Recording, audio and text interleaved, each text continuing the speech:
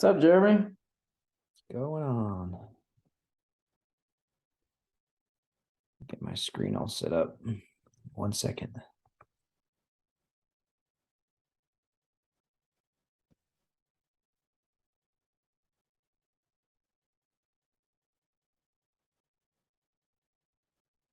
All right.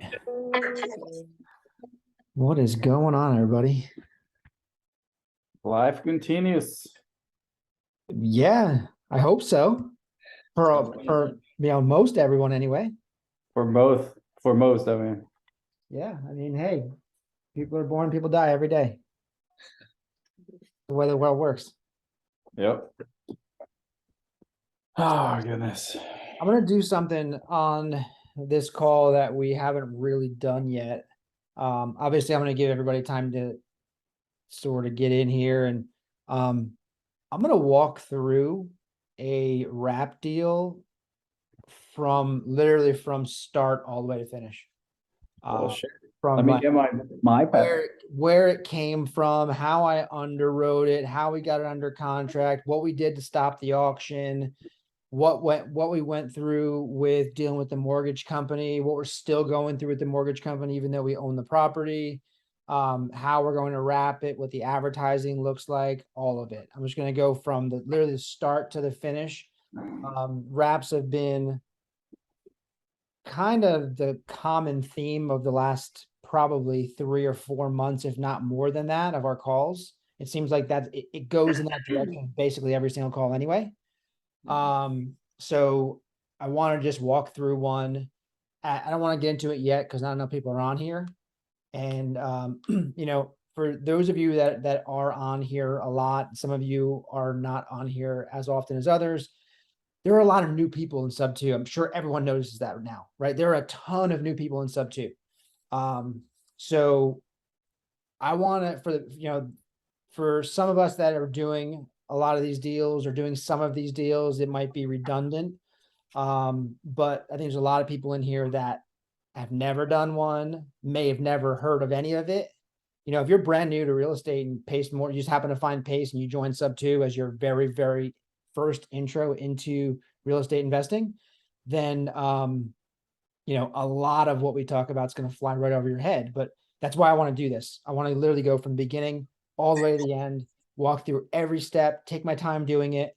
And, anyone feel free to chime in as I'm going through with what you're seeing. Maybe if you don't understand something, any questions. I mean, this is going to be an open discussion, but, I was just thinking earlier, like, what the hell are we going to talk about tonight other than like market updates and stuff. And, I think it's time we do this. So it should be cool. I'm not going to start. I don't want to start probably for another 15 minutes or so, at least. So, for now, I think we can just kind of get into like some general Q&A, or anybody has a deal they want to talk about, anything like that. I just want to give everyone time to funnel in before I dive into this deal, because it could take us an hour or so to walk through it. It could take us, if you have questions and stuff, it could take us 2 hours to walk through it. I do want to get that deep into it. What are we getting deep into? Start to finish of a wrap. The very beginning of wrap? Yep. Literally like where the lead came from, how I underwrote it, how we took it down, how we stopped the auction, everything. All of it on one specific deal. So, I'll share my screen, I think Brandon's the rap king at this point. Brandon's the rap artist. Monster. The rap artist formerly known as Brandon Hardiman. I do it the cheating way though. Hey, it's all right. I'm still traveling this path, so I'm interested. Yeah. It should be good. It should be really good. Dude, I can't stay. Is there any way I can get the recording for real? Because we've just started this also. So it would be very valuable to me. Yeah, every one of these is recorded, guys. If anybody wants them, just let me know. Every one of these is recorded, but in order for me to share it with you, I don't pay for the crazy upgrade for Zoom to like have them store 2 hours every week for me. So you should have Pace pay for it. What's that? I said you should have Pace pay for it. That's not gonna happen. For the So I community. store them on my computer. So the only way for me to get them to you guys is to put it onto my YouTube page. And then I save it as basically like a private video on YouTube. And I just share the link with you. You can only see it if you have the link.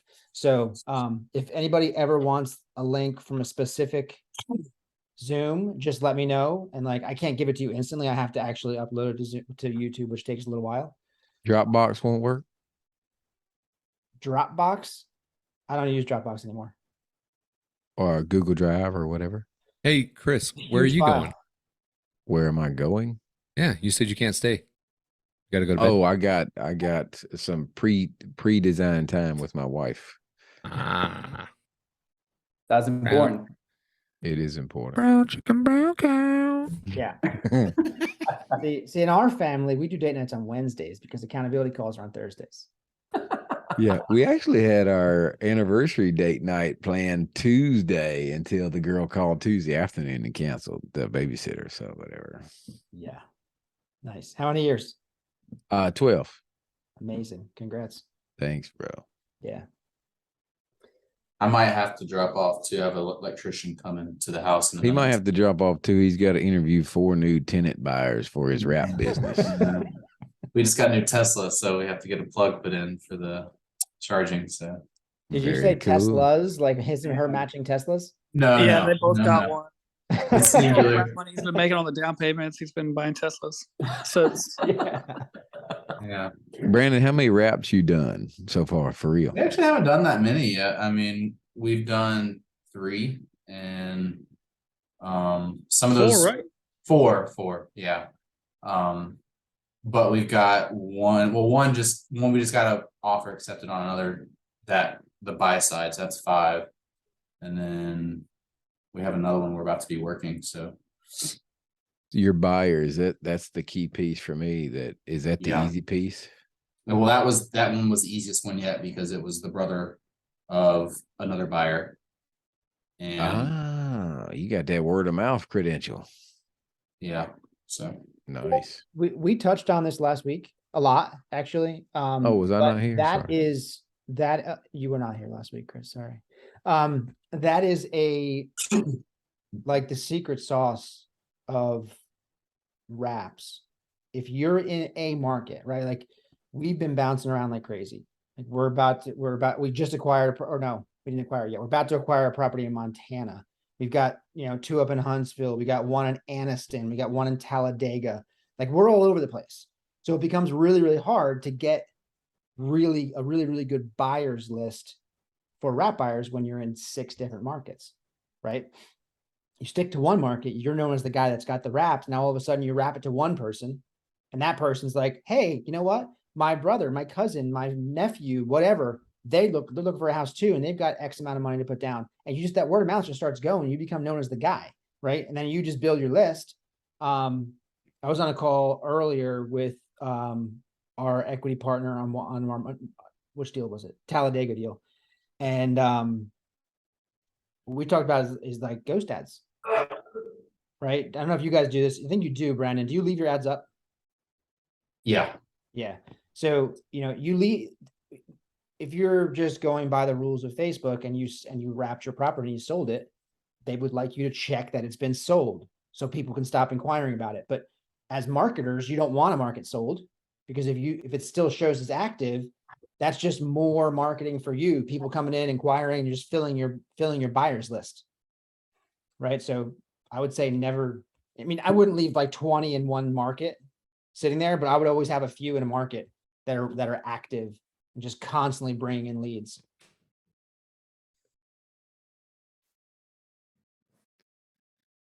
Did we Use already call do- rail or RVR, or what's your plan there for the inbound stuff? What's that? You use call rail or an IVR, or or do you just field all that I stuff? use CallRail, but honestly, most of the stuff that comes in, at least for me, it's just Facebook Messenger. It's probably 99% of what comes in is Facebook Oh Messenger. wow, yeah, that makes sense. Yeah. You do Craigslist at all, or Not zero. Brandon got bombarded with Facebook messages when he started listing them. Just bombarded. He couldn't even keep up. Yeah, it's true. That's what happens. Are you just in Huntsville? I assume, Brandon. You kind of a one market guy, aren't you? North Alabama, yeah.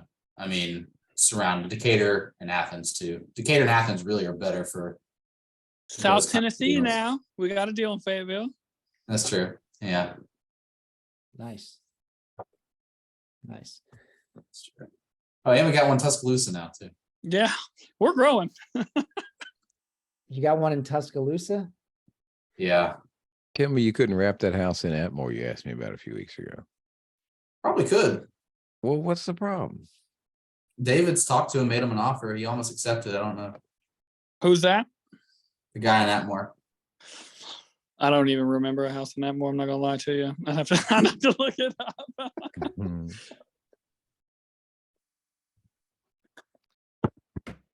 All right, so who has anything they want to go over before we get into this? Because if we could, this thing could go off the rails easy, and we can look up, it could be 10:30 and we haven't talked to anybody else. So does anybody have anything that they were looking to bring to this call to actually get resolved?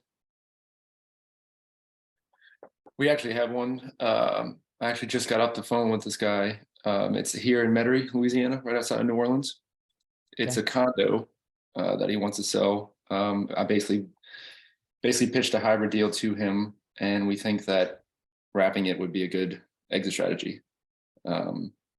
So one thing we were discussing, we haven't done a wrap or anything like this. We just had regular rentals. So this will be our first time. So this is actually pretty incredible that you're going over this right now. Right. Literally Perfect. 5 minutes ago, got off the phone with him. So that's cool. Cool. So my first question is, does it cash flow including the HOA? Yeah, All right, cool. it does. So there's a renter in there now, and it does not cash flow with him, but he's lower than market rent. He's paying 900. What I've looked at briefly, again, I didn't look. I'm about to do my deep dive because I just had the conversation with him and he's open to it. So I'm really going to narrow down my numbers a little further, but I think it could be somewhere around 1,400 to 1,500 is market rents. And basically we're at 1,045 with his mortgage and the condo fees. So he's open to what he basically said, that he's a fair guy. He doesn't really want much of this, but I'm just offering him to make him some money every month. So I was thinking of somewhere around $100 a month to him, because he was cool with walking away with someone else if they just paid him 5,000. So that was really like his big thing. He's like, I just want 5,000, and I'm gonna go with these other people. And I said, well, what if I give you the 5,000 and I can make you $100 or $150 payments every month too? For And he was how like, long? we haven't decided that. That's something Right. I'm that saying, like, I get why you're doing that, but Mhm. immediately what pops in my head is like, you're just throwing money away. Now, if you agree that's only for like 2 or 3 years or something like that, then you're not. But like, if it's till the end of time, you're just sweetening the pot to be a nice guy. And if it's to win the deal, that's a different story. If like you Mhm. had to do that to get the deal, okay. But if you're like, well, I just figured I'd give him something, Mhm. $100 a month adds up.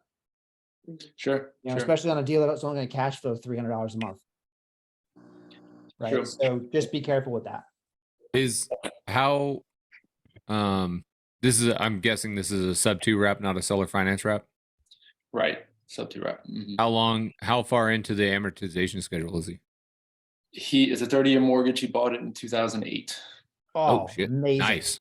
Dude, you've surpassed all the interest. Yeah, that's what I'm I would offer him more cash.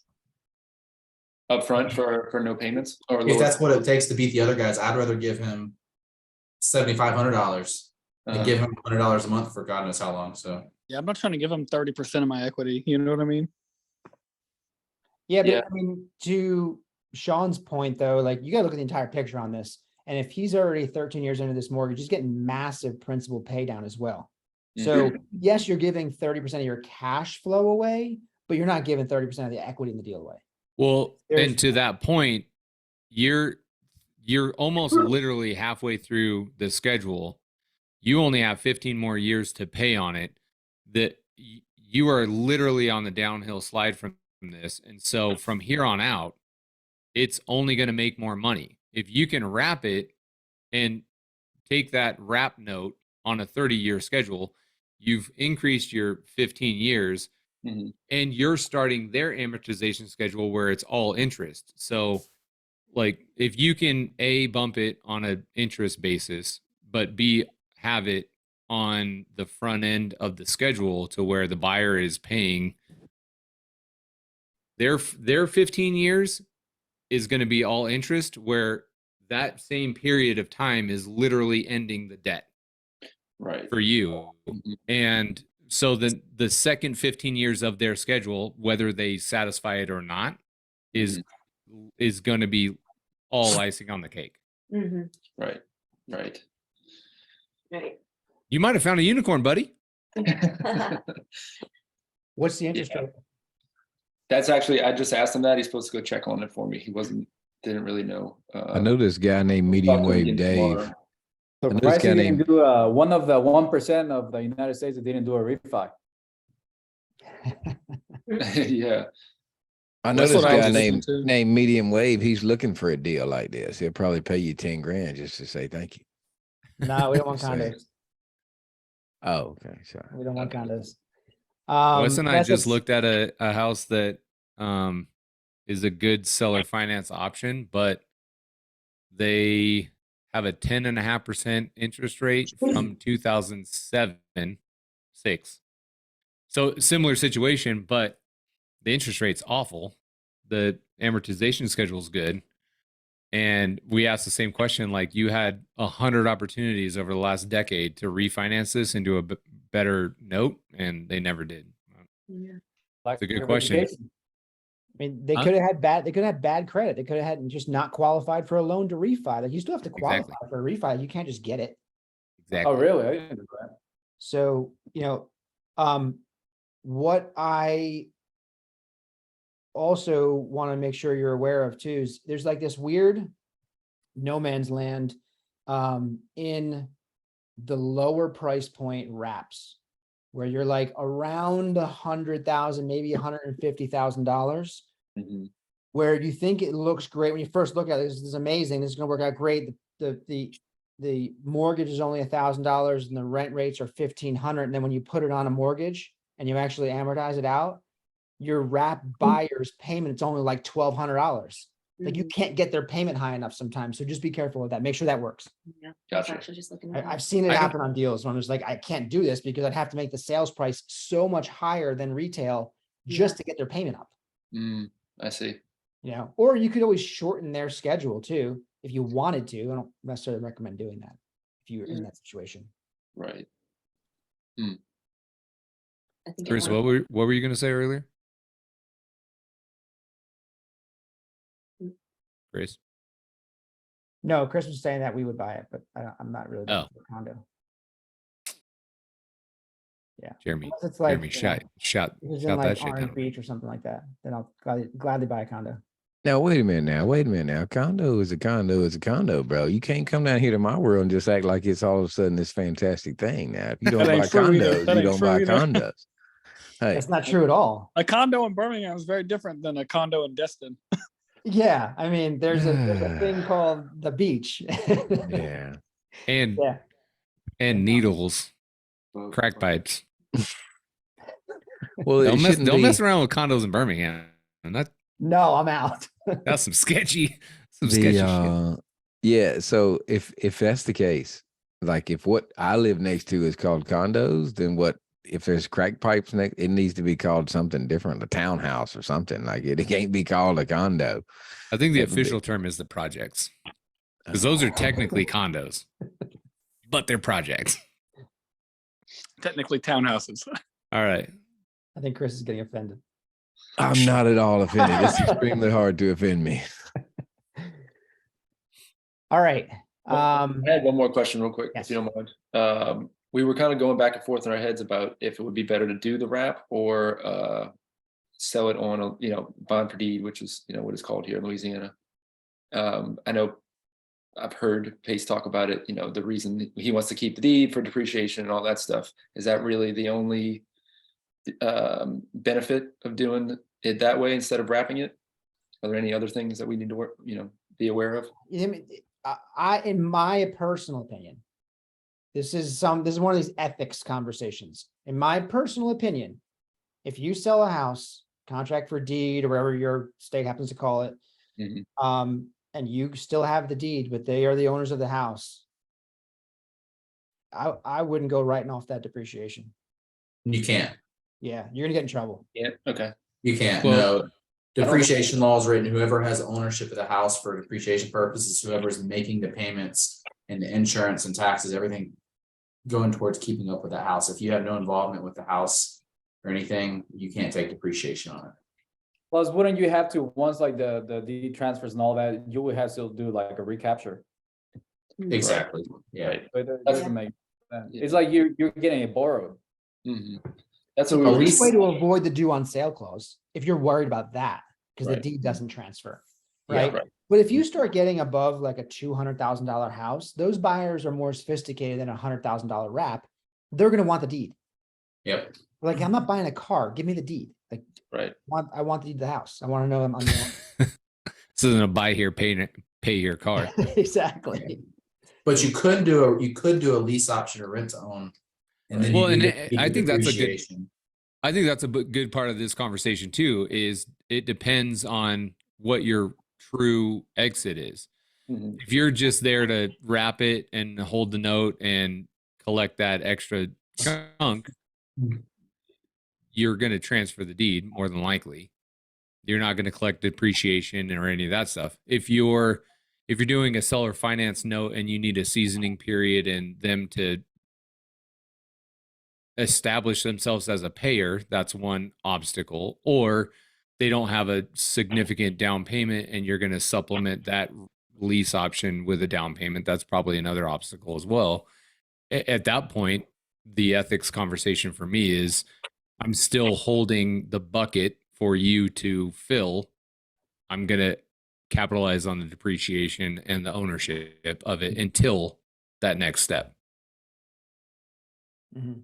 Gotcha. Okay. So I think I think that there's a couple qualifiers after that you need to determine now what path you're going to wiggle through. hmm Gotcha. Yeah, I guess the other thing we were talking about is it more like enticing or alluring to a buyer if they are actually getting the deed and becoming the true owner? That it will be in their name, right? So is it there are more opportunities to find buyers because we're actually selling them the property instead of doing it bond for deed, but they're not actually the owner. I'm gonna say no, Okay, because of the fact that you're not marketing that. right. That's something that's like an, oh, by the way, you might not even mention it, right? Like, it's just in the contract and it might come up at that point. You're just marketing it as a house for sale with seller financing. Gotcha. Okay, that makes sense. I think it also depends on what type of buyer you're marketing to. If it's somebody that's struggling, bad credit score, doesn't have a down payment, that's a different bucket of somebody that, I hate to say it, maybe undocumented, has the down payment, is responsible. They're two different, maybe two different responsibility levels. I don't know. Maybe I'm stretching. No, I think that's a good point. Thank you. Okay, any more questions on that one? Dustin, you in New Orleans, you said? Yeah. Oh, let's connect. I'm in the Baton Rouge market. Oh yeah, absolutely, man. I'll send you a message. I'll send you my number. All right. Chat. Hey, if Good. any of you guys get a lead on a mobile home park down there, let me know. Or Wes. He's right there on my screen, but Yeah, Dustin, I'm in Baton Rouge as well. Oh, okay, great. Travis, go away. Yeah, my partner's in Baton Rouge as well. He's just antisocial. He's quite I antisocial. saw him Let's go yesterday from at the RIA. Yeah, I think he mentioned that. Yeah. And I Yeah. talked to him this morning. He Who's had your a partner? sub 2 condo he's trying to Derek? sell actually. Derek Reeves. I don't know if I even know who that is. You probably do. Well, I don't know. Neither of you are on here consistently enough. You may not cross paths. Sean's naked in Target too much. Derek's been in I got sub two clothes for- on. I'm just picking up towels. I'm not wearing them. Oh, I thought you were wearing a towel. Sorry. It wasn't a toga party. Chris, Derek's probably been in sub 2 for over a year and a half, right? Oh yeah, yeah. He joined shortly Yeah, for a after we while. did. Yeah. Yeah, I think he should be nearing the 2-year mark. 2-year mark. I don't know exactly, but yeah, it's been quite a while. Yeah. He's not very active in sub 2 in general. He was doing his X3 thing for a while and was doing that and has had his W2 and then he, Request. so he doesn't get in the Facebook group very much at all. Yeah. We don't hold it against him. Nah. All right. If nobody else has any questions, if you do, speak up. But if not, I'm gonna start going into this deal. All right. All right. I'll tell you what I'm gonna do. I'm gonna jet now before I get myself in trouble. Because as soon as you start talking, I'm gonna be like glued to the screen, and then I'm gonna be in trouble. Hey, it was good to see you, and thank you for sending April my way. We haven't locked that one up, but she's definitely going to manage the 2 properties if it doesn't sell. Nice, bro. She's solid. She's good enough. She's busy. I can tell you that much. Yeah. I tell you what I get every month, and that's my rent on time. Perfect. About all you can ask for. Jamie, I'll hit you up tomorrow about the link, buddy, if you don't mind, because this is important to Derek and I right now. Yeah, man. Anytime. Thank you, bro. All right, Later, guys, enjoy- people. Enjoy your time with your wife. Nice to see you, Miss Tiffany, Mr. Templeton, Mr. Banker Cooker Extraordinaire. Good evening, sir. Technically Everyone. dishes, but yeah, good to see you too. Later, guys. Good to see Appreciate you. y'all. All right. So the deal. This is the property. Ignore everything you see on the screen right now. This is part of the problem. I don't want to get into this yet, but this is the property. It's a 3-2 in Talladega. Nice little house. When we first got the lead came in through a referral, and we first got the lead. We started talking to them and they said, oh, the house is in good condition, but a tree kind of fell on the roof. We're like, okay, well, how bad's the damage? I don't know. We have to go out and see. We don't think it's that bad. Okay, so tree fell in the house. It did just cosmetic damage, nothing really major. So it turns out there was a little bit of actual damage. This spot here where you see the tarp was on the roof. This is where the tree fell on it. It was in the front yard, just fell right on the house. But it basically it just kind of leaned over and didn't actually fall and crush the house. Just like the branches kind of hit and did some damage. But we were going back and forth with them, and the property was up for auction. They had arrears of about $10,000. They wanted $1,000 cash. Well, it was an interesting situation. The ex-wife was living in the house.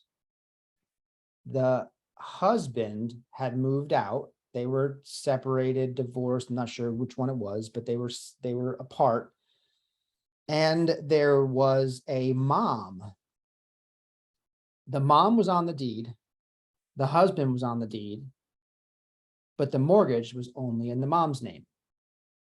So, but again, the ex-wife is the one that was living there. So she's the one that showed me the property. She's the one that she's our go-to for, for all the things we need to do with the house.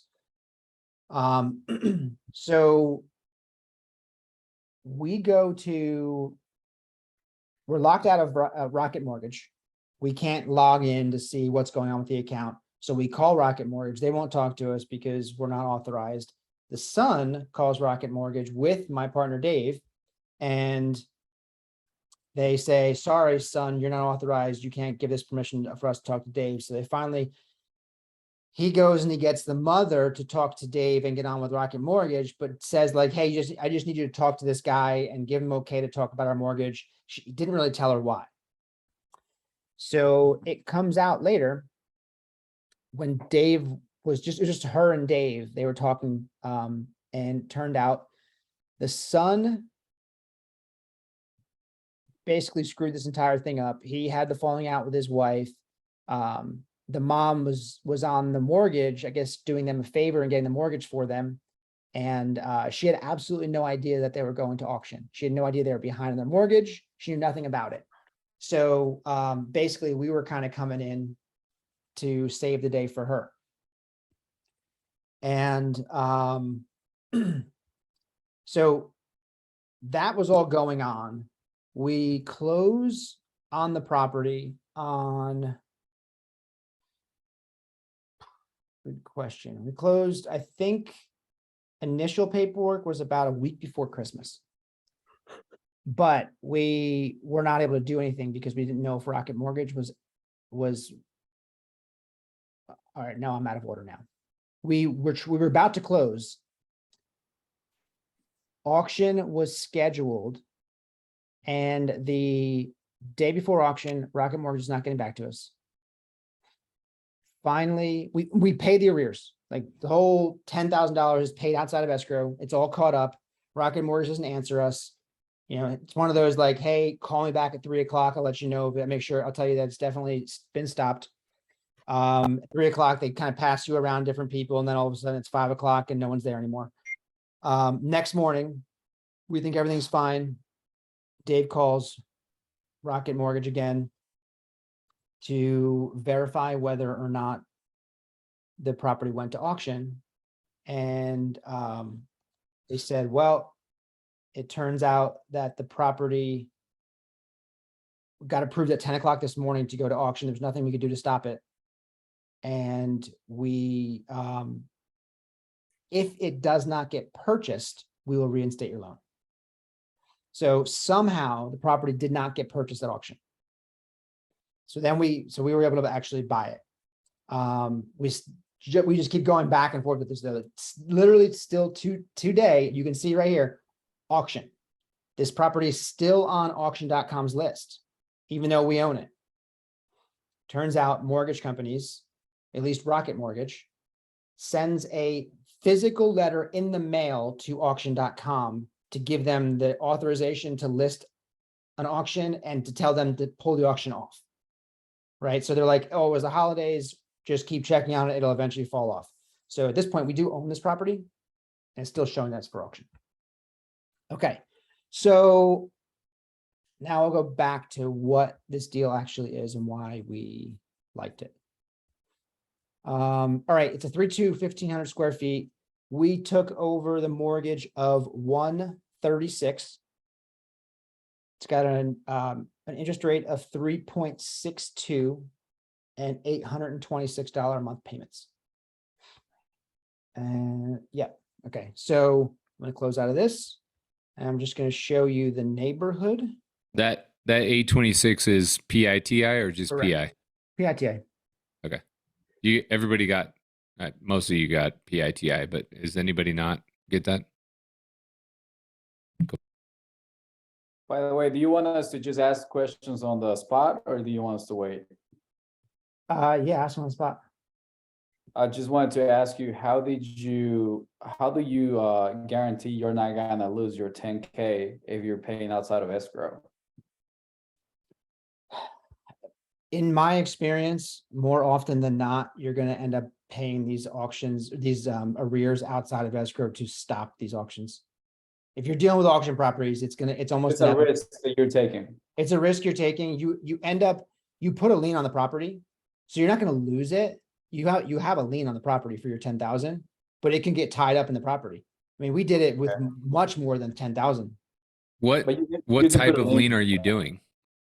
You're getting whatever's available. So on this one, because there's a first position mortgage, you get a second position lien. There's not like a specific lien. It's just a mechanic's lien. No, it's whatever. You're making the seller actually has to sign a note that I got it. they're signing paperwork that they are agreeing that they owe you $10,000 in the event that this house doesn't sell. Right. It could be a third, fourth position lien if they where- had a and second. you'll at this but- point you'll know that because you would have already pulled title. Right. So Right. you'll know exactly where you stand, and it's up to you to decide whether or not it's worth the risk. But we've done a few auction properties, and every time they're out of escrow. So is that like a promissory note or something like that? Yeah. Okay. Promissory note with a mortgage. Is it's a second mortgage basically, right? Basically, yes. Okay, so if we look, our property is right at the end of this street. So if you drive down the street and you forget to stop, you're going to crash right into the house. It's right here. The house next door is much bigger. You can see we're only 1,500 square feet. Theirs is much bigger. It's 2,300 square feet, sold for $95,000. If I'm just looking on Zillow, that would scare the crap out of me, right? Like, why am I paying $136,000 for a house when the one next door is sold for 95? I happen to have already seen before it sold. I saw that house. I heard the story of it. It's a 100% complete gut on a big house. That was a massive rehab that was needed for that house. If and when it's done, it'll probably sell for, closer to like 250, 300,000. So then the only other comp, this is, not a very big neighborhood. The only other comp you've really gotten here, I'm only going 6 months back. All right. I would go 3, but it just doesn't give you enough data. So I'm going to go 6 months back. And we have this 204 over here. It's a little bit bigger, but they do have they have a pool. All right. Now you could argue, do pools add value, take away value? Depends on who your buyer is. Some buyers say a pool adds a lot of value, and some buyers say, "Oh, I will never buy a house that has a pool." If you have, one of these families that has 3 children under 3, you probably don't want a pool. Right. So I know we're probably a little less than this house, but selling in our wrap or seller financing or whatever, we can get very, very close to this number most likely. Okay. This was sold back in September. So prices are probably very close to where they were in September out in Talladega. So what we're doing, what I also look at, I know all the realtors in this group are going to probably freak out when I say this, but I do look at what's for sale. I look at listed properties, right? I want to know what my competition is, and I want to know what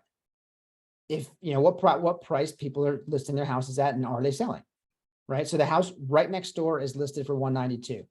It's been listed for 150 days. So they're a little too high, but they're also a bit dated. They got this ugly carpeting, they got terrible cabinets and countertops. It's flooring, nothing fancy, right? It's empty. It doesn't show very well. It's got old wallpaper on the walls. It is what it is. So all that being said, we're going to put the wrap price somewhere around 190. I think I listed it today actually at 190. Can you, I don't want you to divert too much from whatever path you're traveling. I'm in the marketing the property stage. And so I'm curious, like I walked out and came back in at the conversation of you're not doing Facebook Marketplace because it's a shit show. Like, what are you doing to expose your note? Okay. I didn't get there yet. Yep. Okay. Sorry. Right now, no, it's okay. I want to try. I went a little off track with explaining the deal earlier, but I really want to walk through like step by step all the way through. Yeah. So this is underwriting the property, why we decided to buy it. Okay. We bought it for $136,000. That was the note we took over sub 2, right? Yes, we paid $10,000 in arrears. So the 136 will drop a little bit. The whole 10,000 does not go to principal, right? We all know that. So out of the 10,000 we paid, we'll be lucky if 3,000 or 4,000 of that goes to pay principal down. So really, let's say we paid 142 for the house plus closing costs. It's rounded up to 145. let's also now, no, I would, this is a bad scenario to do this, but you have to. So I'm gonna now look at what are the rent rates in this area. Unfortunately, as you can see, there are no active rentals in this area on Zillow. You kind of got to zoom out pretty far before you What- start seeing rentals. What happens if you take off your 6 month? Because I do that I constantly. don't think that actually applies on rentals. It No, doesn't add nothing anything. All happened. right. I don't think it does. I know it stays there, but I don't think it actually changes anything on the rentals. Okay. Now I've lost my house. You're down southwest, Meleah. I'll just do this. It's easier. All right. So, all right, what normally I would look at this and say, okay, what can I rent this for? I feel like it will rent somewhere in the, at least for a wrap. I think you're gonna be safe in the probably 12, 13, maybe $1,400 range. It's probably that 1,400 is probably the very, very top end of this thing. But you know, $1,200, $1,300 is probably good. So we're in it for 826. This is also something people don't talk about. We're in it for 826. 826 is PITI. If we wrap this, what happens to that 826? The taxes and insurance drop off because they're no longer our responsibility. We're now transferring that responsibility to our wrap buyer, right? So the wrap buyer is going to pay taxes and interest, taxes and insurance, I mean. So realistically, that $826 is probably going to drop by about $150. Taxes are really low out there. So it's probably going to drop by about $150. So you're really looking at about a $675 principal and interest. Now, all of a sudden, that Good. wrap, it could be a $500 a month spread, right? It's much better than it was. That's you have to look at all these numbers when you're doing wraps. It's just something that a lot of people don't realize is that yeah, we're not, you're replacing the insurance and making the buyer pay for that in escrow, right? And you're also making them pay for the insurance in escrow. So Pass through. yeah, you're passing all of it through. So this, you know, at very first glance, it's like, probably not the greatest deal in the world, but it's only a 3.62% interest rate. Fantastic. Even if, I'll be honest, if I can do a wrap and it's only going to cash flow a couple $100 a month, I'll still do it. You know, because once you wrap it, your only concern is if they fail on you, right? So why not? If we have the ability to just start stacking $200-300 cash flow, like I'll do it. It's not ideal, but you know, I wouldn't. Looking back at this deal, I wouldn't do this deal again if it was a $300 spread, just because it's been a nightmare of a deal so far. But yes, okay. So this is.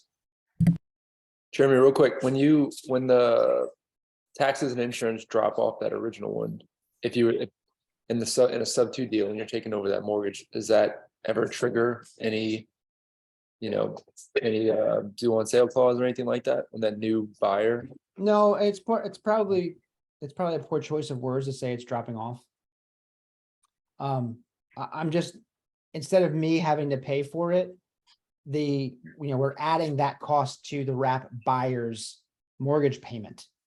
I see. So on that Rocket mortgage, there always has to be an insurance policy attached to that. You're never getting rid of an insurance policy on that mortgage, right? So even if you replace it with a new policy, it's still going to stay there in Rocket Mortgage.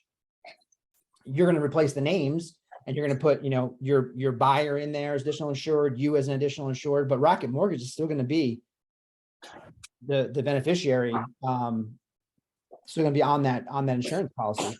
So it's really just that, if you look at this just from an escrow standpoint, from a servicing standpoint, it makes more sense than just saying like we're dropping the insurance and they don't have to pay for it. It's just it gets paid. It's just a matter of where the money comes from. We're just moving money around. Gotcha. Okay, that makes sense. Yep.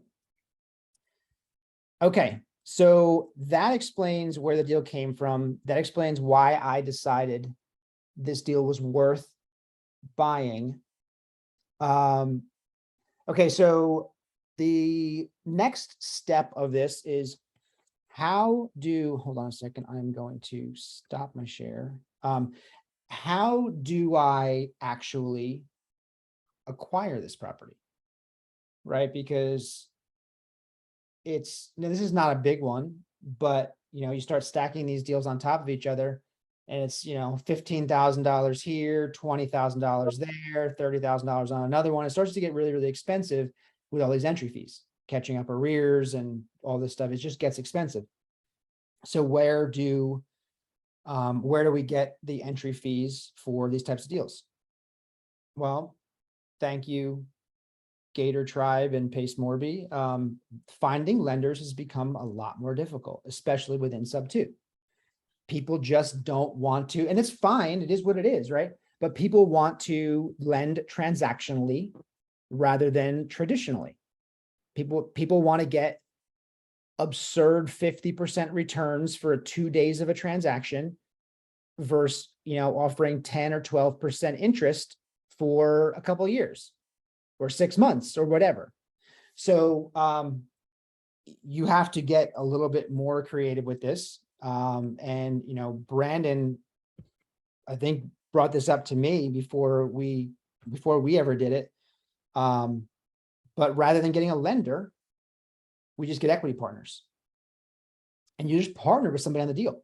You partner with a financial partner on the deal. They come in, they bring the down payment, and you work out some sort of an agreement, whether that be partnering 50-50 on the deal for the life of the deal, or it's once you wrap it, if the wrap pays them out, or maybe they get the wrap down payment and 5 years, a percentage of 5 years of the cash flow. It's all up for negotiations. But you could simply say 50-50 equity partner, I have the deal, you have the money, come in, say it was like a $40,000, $50,000 entry fee. You bring the money, you make the down payment, we're partners on the deal, and we're married on this property forever until it's paid off, right? You can go that route. So on this deal, we have an equity partner. I won't go into details of exactly what the deal looks like, but it's along those lines. Okay.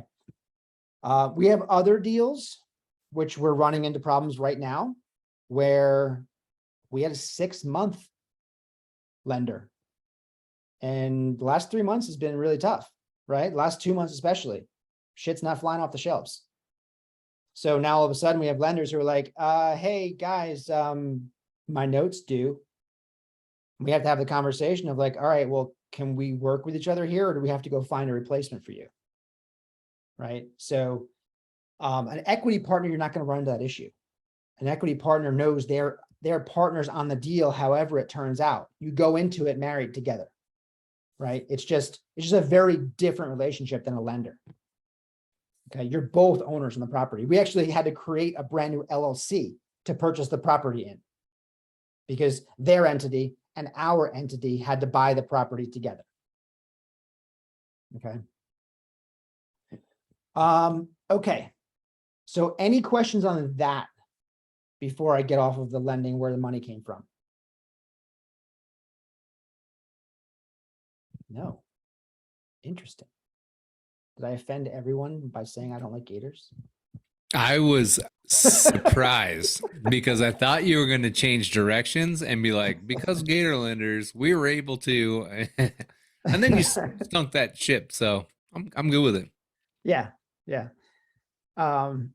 Yeah. Well, Hey, I want to jump in for one quick second. Yes. I think Brandon, to his credit, constantly, I've seen him comment, because I look at those, tiny amount of money. None of those make sense at what people are asking.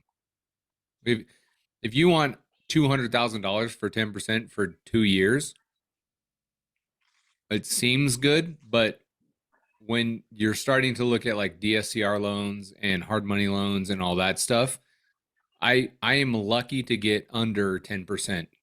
Mhm. So I might as well just be that lender. It needs to be an elevated status when it comes to those types of loans. And Brandon constantly points out he gets better responses with equity partnerships than just a flat rate, because 10%, I hate to say it, is almost like big box industry standard at this point. I was just talking to a guy that he just lended in 3 different deals. He lended about 150K. Mhm. He's getting 15% on that. Mhm. I was like, man, that's insane. I would do We that deal. Yeah, I mean, we do it where we guarantee a certain percentage, like where we guarantee a 10% return, then that gets paid interest only, like for the 3 years, like let's say on a tenant option, a lease option. So they get a portion of that. They're 10% guaranteed, and then they have a third of the interest when we sell the property. So then what it ends up happening is replenishing that other 10%. They end up making 20% returns every year. It just they get a bulk of that when we sell at the end of the 3-year term. So That's what cool. if you don't sell in 3 years? Like, Escalation where's that clause. 3-year number coming from, David? That's what we do our lease options for.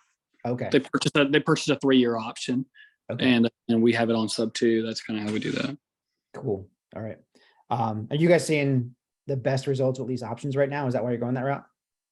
Honestly, we've only done that with one of the 2 of the houses. Actually, the other 2 we're doing just owner finance deals.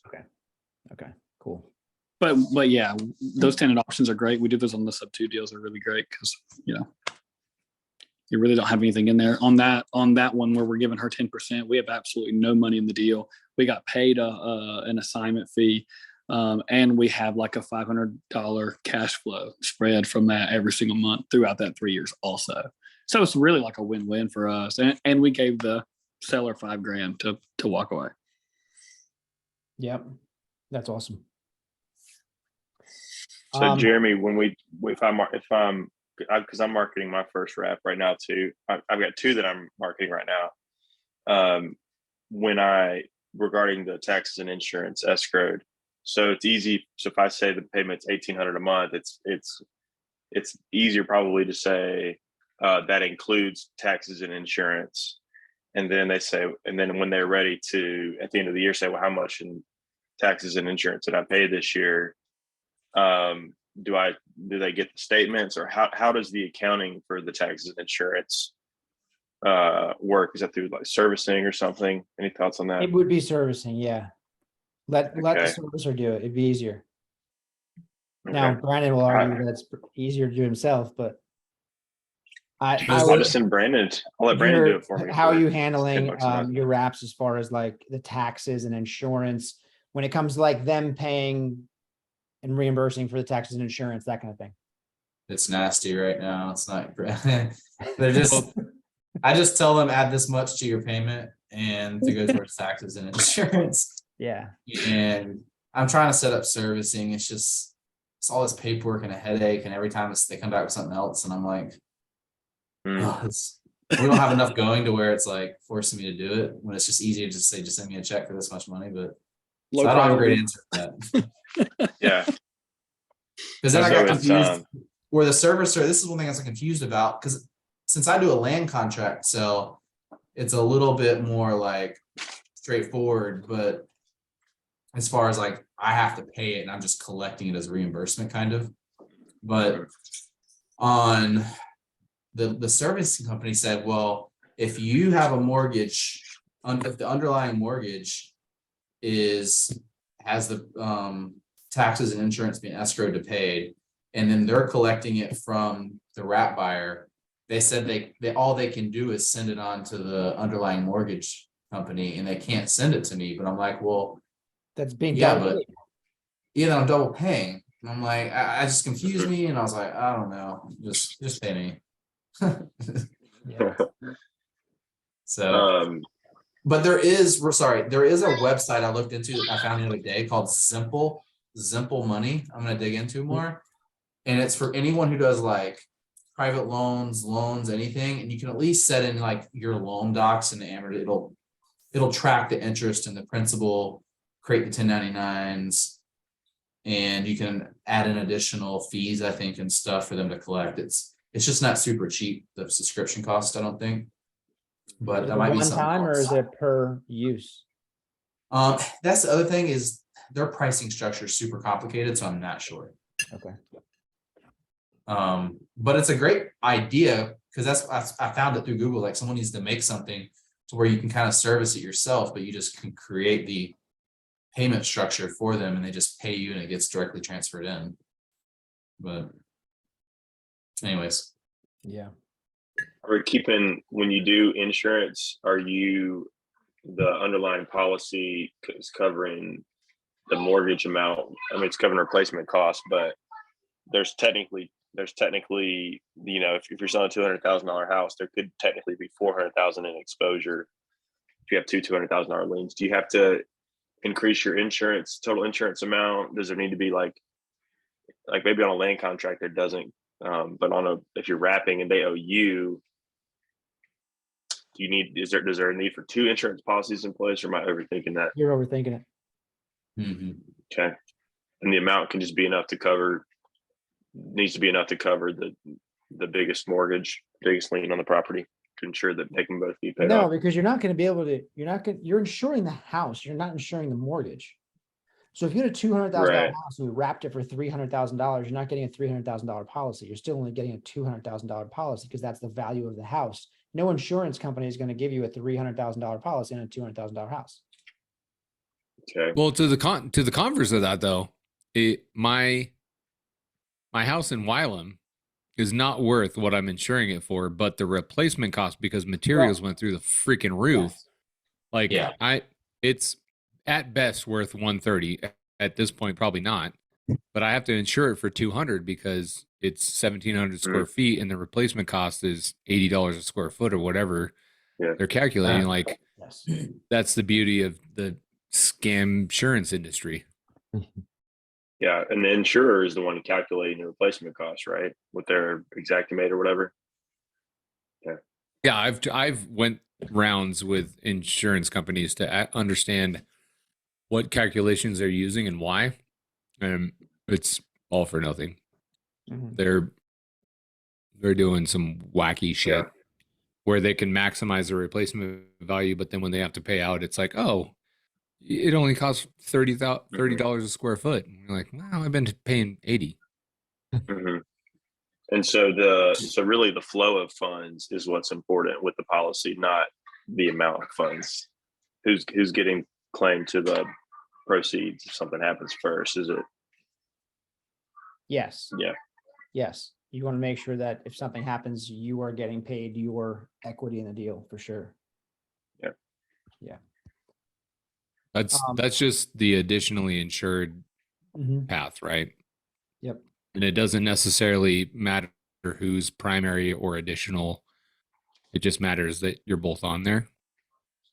Well, are we doing this? You're doing a sub 2, right? We're assuming this is a sub 2 deal.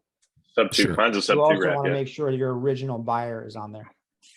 Yeah. Original seller, I mean, is on there. Okay, Their so name that's comes a good off- question. If there's a If policy you're on that mortgage and the original seller's name is not on that policy, that's going to raise the flag. that's going to trigger. Yeah. Okay, so if you're wrapping a sub 2, you have the original mortgagee. You're going to be in the middle for a short period, and then you're going to have your end buyer. At some point, you have nothing to do with it. It's just the original mortgagee and the end buyer, right? No, you do have something to do with it. You're a mortgagee too. Mhm. You're a bank. The bank Well, define requires nothing to do with it. But as far as insurance goes, You're well, still if there's a insured. total. Yeah. If there's a You total also have loss, you would paperwork be paid out. signed by your buyer, giving you the authority. If a check comes in from the insurance company, it goes to you. So you're definitely. so you are basically effectively the bank to that buyer. Yes. And you need to have some, well, how many additionally insured people can you have on a policy? There's a limit. The rabbit hole just keeps getting deeper. So when there's two mortgagees, how does the insurance company determine who gets the check? Wait, say that again? So if there's two mortgagees on a policy, how does the insurance company know who to send? I mean, they're sending part to one and part to the other. You're gonna have, like in my instance, it's Rocket Mortgage has the underlying mortgage. That is Right. where the bulk of the check will go. The lien holder is always the Yes. lien holder, Yes. but Gotcha. you have multiple people along the chain Mhm. that will be additionally insured throughout. This is So it not has to the be part insured of the enough. transaction I thought we were gonna get stuck on. Well, I mean, Well, you asked for questions. You got it. Well, I think this is a good summary. So there's enough coverage to cover paying off the first lien, and there's enough extra to pay whatever's left. However much your lien exceeds the underlying lender's lien, there needs to be that much extra because that's Not going to pay off necessarily. that hey, piece. Evan, you're getting into some weird Yeah, Oh, not no. necessarily. insurance scam life that none of us right, understand well, except for the Yeah, again, I mean, insurance You're if underwriter. doing like got- agreed value. if you got a and $400,000 nobody writes that. house that is, replacement value is 400,000 and you wrapped it for 500,000, you're probably not getting a $500,000 payout from your insurance policy. So it's irrelevant. Like you want to protect your equity best you can, but chances are at that point, all it is manufactured equity anyway. So Yeah. I want to travel Off-sea two quick transaction lender. paths on this. Yeah, The house that I have that's not worth 200, but I'm insuring for 200. I'm not going to get paid out 200. They're going to pay me out the retail value of the house, possibly, But you depending can on get how them to hard I rebuild fight. it if you want to. What? But you can get them to rebuild it if you want to. Right. With Yes. substandard They won't cut you a contractors and check, but they will materials. rebuild And it. Exactly. that's Yeah. a whole, whole different conversation. I totally lost the second part of that. Shit. So So I should the thing refer to my with transaction additional coordinator for more. the thing with additional insured is it protects you against getting sued. If there's a lawsuit, it's going to go through everybody that's related to that property. So that's what you're an additional insured for the most part. You're not going to get insurance money. They're going to fix the house and it's going to be insured for whatever it costs to fix the house. Mhm. That or was my rebuild it in a total loss. that was my second point, is similar to like a wrap where your principal is 100 and you tack on another 20, 30, 40, whatever in a second. Should they default and the first lien has to foreclose, you kind of just eat shit on the second part of it. It's probably the same way in insurance where the house will be made whole. You're gonna take a digger. Yep. All right, I have Is no the further risk. questions, Your Honor. Thanks, Evan. But yeah, that blurb from Travis and Sean, that was helpful, and so I appreciate you guys. Oh, I'm here talking like an idiot, muted. I thought everybody was like ignoring me. I was like, Thought you Yeah, were I was- taking a nap. I was gonna say, has any of you guys have actually called your insurance like after these 2 years of massive appreciation to increase coverage? I'm the only idiot now. Sure, they raised your rates gladly. Yep. They used to sell commercial insurance like 6 years ago, so I know a little bit about it, but I didn't really like it, so I don't know that much.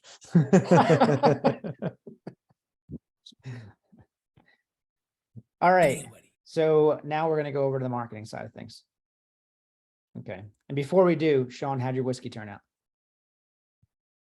We're at the first trimester and it's pretty good. It's got good color. It was a little harsh with the burn, but that's to be expected. Our master distiller was impressed with the color and the flavor at the stage. So we'll There see you how it go. goes. All right. Good to hear. You still got before 6 you months to start, go. Jeremy, before you start, Jeremy, I'm gonna hop off. But good to see you guys. All right, Wes. Wesley, My bedtime. I gotta get up early.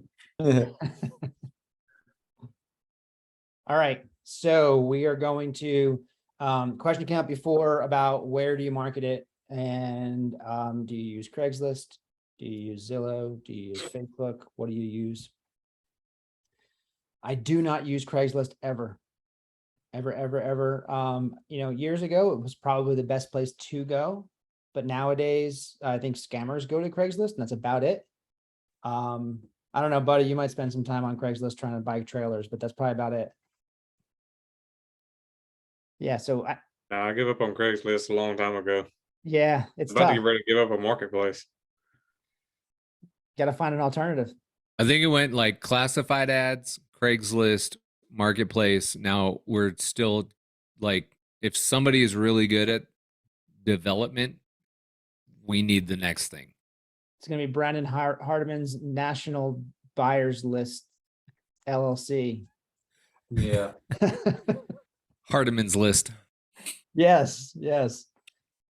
Okay, so the short answer is Craigslist is out. Facebook Marketplace is the #1 place that I'm going to market my wrap properties. But I also will put them on Zillow for sale. Do you have anyone online right now? Do I have any properties online? Yeah, like you say you don't Yeah. remove them, right? Yeah, no, I'm gonna show you the properties. Okay, cool. Yeah. Okay, I'm gonna share my screen. Share. Facebook. Hold on a second. Close those. Gotta close the chat so I can see.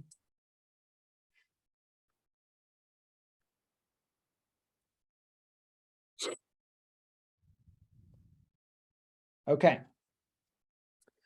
So these are two that we've got right now. They're basically the same exact listing, and I use the same picture for my listings. I'll show you what my picture looks like. Dueño a dueño, I love it. This is Dueño. my main picture for my wraps. I got this basically straight from Nick and Eric's dispo guy. He was walking through how he does his dispos.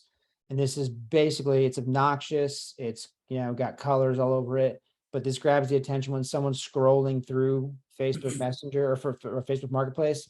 They're going to see this.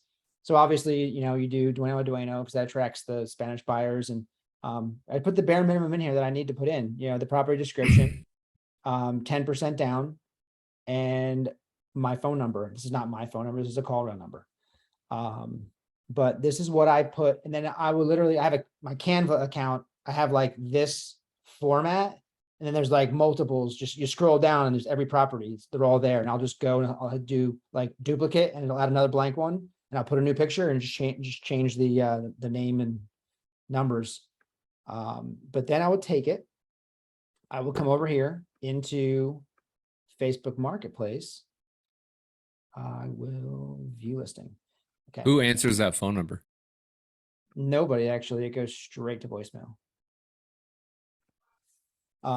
So I have not done this on the last 2 deals, but what I used to do is I would leave a voice, because we're using this number for too many things right now. But in the past, I have had a recording saying, thank you for calling about 123 Main Street. Property is available with seller financing, minimum 10% down. If you're interested and you have minimum 10% down, please go to our website, www.fefagroup.com, to fill out an application and see if you qualify. And then that would send them to the website and they'd fill out the short application and I'd get notified that they were interested. And right there, it's a quick questionnaire, and it says basically, how much money do you make? How much of a down payment do you have? Can you afford this house? And if they answer, the right way to those questions, then they'll get a response back. And if not, they get thrown in the trash. But that, I'm finding that most people are not going that route anymore. I think it's just changing times. I think most people just would prefer to stay in Facebook, use Facebook Messenger, and just hit that button that is this available button that everybody loves to hit. Right. So I'm actually going to get out of this real quick, and I'm going to show you what it looks like to actually create a listing. I like that, actually, putting the phone number, go into you can even send it to an IVR possibly. Yep. And I've got that Mexican guy working for me now from Mexico. I could have him do the voicemails in Spanish or like Dude. offer a Spanish version. AI is getting wild right now. You Yep. could do a zap with some chat GPT and probably sell that shit without 1 minute of your own time. That's I true. wish that was the case. I haven't figured it out yet, but Yeah. that's where my brain's going. Yep. All right. So here's what we're gonna do. I just came into Marketplace. I went into create a new listing, and I'm gonna go into homes for sale. Or rent. And Do you market one way or the other? I only market for sale. Okay. It's my personal preference. I don't know if I said this earlier, if I just had this conversation. I had almost the same conversation earlier with my equity partner. Pace talks a lot about, and I don't know why he even talks about it because he doesn't do wraps anymore, but he prefers to list them as for rent. And then when people come in, he says, oh, we're not renting this, it's for sale, but we're selling it with seller financing. Would you like to own a house? And that's great if you're not doing it yourself. If you have a VA or somebody doing it for you, but you're just going to be converting all these people, and you're 99% of them are going to say, oh, no, I want to rent. I wasn't looking to buy. We see it now. I get people coming in all the time like, oh, I'm sorry, I thought it was for rent. I'm not interested. I'm like, I don't want to have 50 people a day coming in ready to rent it, and then I have to convert 50 people every single day. It's just too much of a lift for me. Not that it's not hard to do. It's just you have to sit there and text them back every 3 minutes, which is a pain. Right. So that's literally where I got hung up. Is like, I could see the merit of both ways. Like, you can convert a renter, be like, you can buy this house literally for what you're going to rent it for. Yeah. Like, the problem is they need a down payment. Right. You know, these people are scraping together 1 month's rent for a, you know, their security deposit. They're not coming up with $15,000 for a down payment. So we just come through here, for sale, house, number of bedrooms, number of bath, price, address. And then this is where I do the property description. And I go, do I know, seller financing, no banks, no credit, bad credit, okay. And then you put your property description in here, put a few pictures in, and then you're good to go.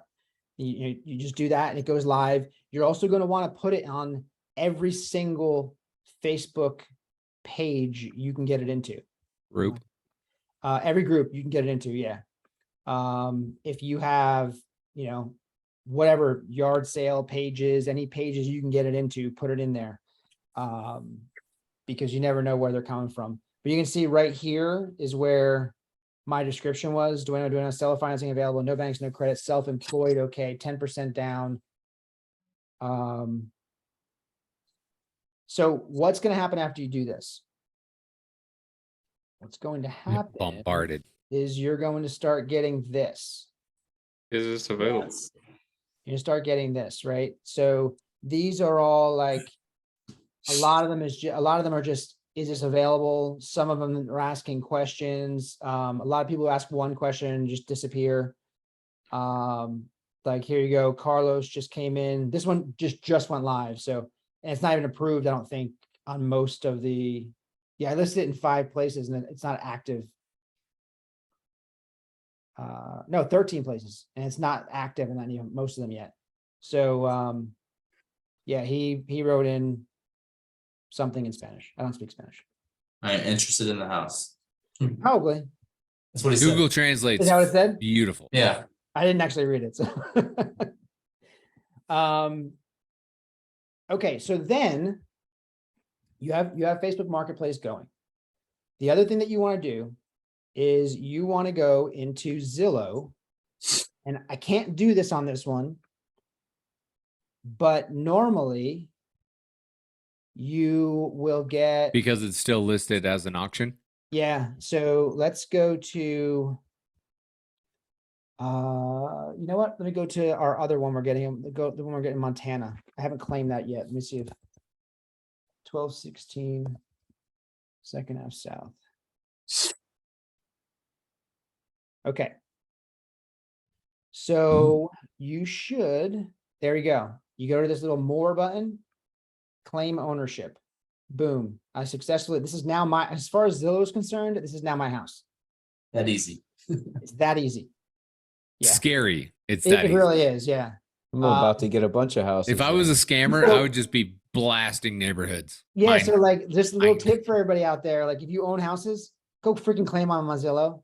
Don't let somebody else screw around with your house on Zillow. Yeah. So once you do that, you will then go in and you'll create your FSBO listing. And if you haven't ever done a FSBO listing on Zillow, it's a little bit quirky. If you've never done it, you have to be prepared. Like you need to know exactly what it's gonna be like. It's all automated. So when you create your listing, make sure you write down your bed bath count, your square footage, your year built, and your sale price. Write them down on a piece of paper right in front of you. And when you hit enter to make your listing go live, within 1 second, your phone's going to ring, and it's Zillow. You have to answer the phone. They're going to verify 2 out of the 3 things. They're going to want to know your sales price. They're going to verify 2 of the other 3 things. They might ask you what your bed bath count is. They might ask you what your square footage is. They just ask you a couple different questions. Year built, maybe. And as soon as you answer those questions correctly, they let your listing go live. Now, when you put that listing live, do not put that picture I showed you on your listing, because it will get your initial listing will get audited, right? They're going to look at it and they're going to make sure it's a normal listing and there's nothing that looks out of the ordinary. As soon as they approve it, which usually takes a few hours, once it's fully approved, you'll get an email saying, congratulations, your listing's now active on Zillow. Then you go in, change your property description to do I know, seller financing, all that stuff. Change your picture to be the one I showed you before. And they're never going to look at it again. You can do anything you want with that listing and they're never going to see it again. So you may or may not get much traction from Zillow, but it's one of those, you might as well do it because you might get a buyer, right? It's not going to hurt anything doing it. It takes you a couple minutes. I've always been really interested in that, whether Zillow is like a legitimate buyer's marketplace or it's a investor wholesaler bullshit marketplace, like a Craigslist marketplace. I don't know. It gets a lot of eyes, right? So my thinking is you're going to get a lot of people that are going to see it. You might have people that are like, I'm not sure if we're going to get approved for a mortgage. Maybe we will, but let's start looking around.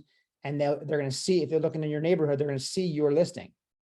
And then all of a sudden they're like, yeah, you know what, let's go ahead and talk to a mortgage company. They're like, you guys aren't even close to getting approved for a mortgage. You guys are years away, right? And I'm like, oh crap, we can't get a house. Like, but wait a second, we saw that one listing that said we could get a house. Let's just look into it. So like, there's that chance. It's just another source for eyeballs.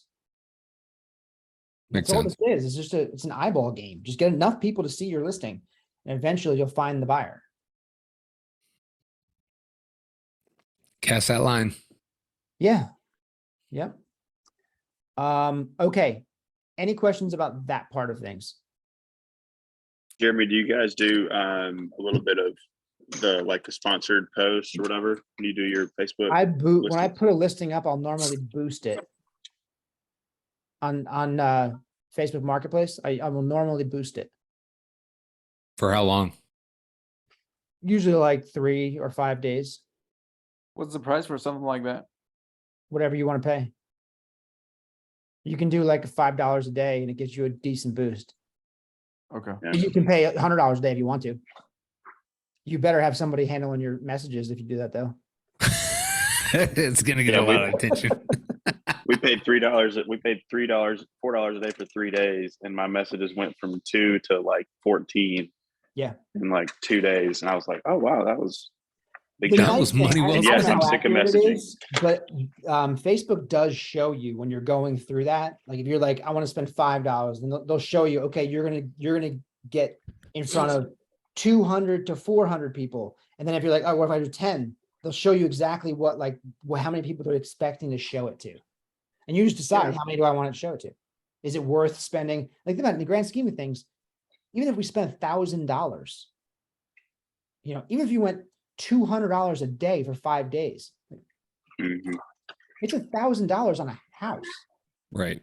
Like, if you knew you're getting a buyer and getting a good buyer and getting it quickly, just the speed of the transaction will be worth spending that. I've never spent $1,000 on a Facebook Marketplace boost. Yeah.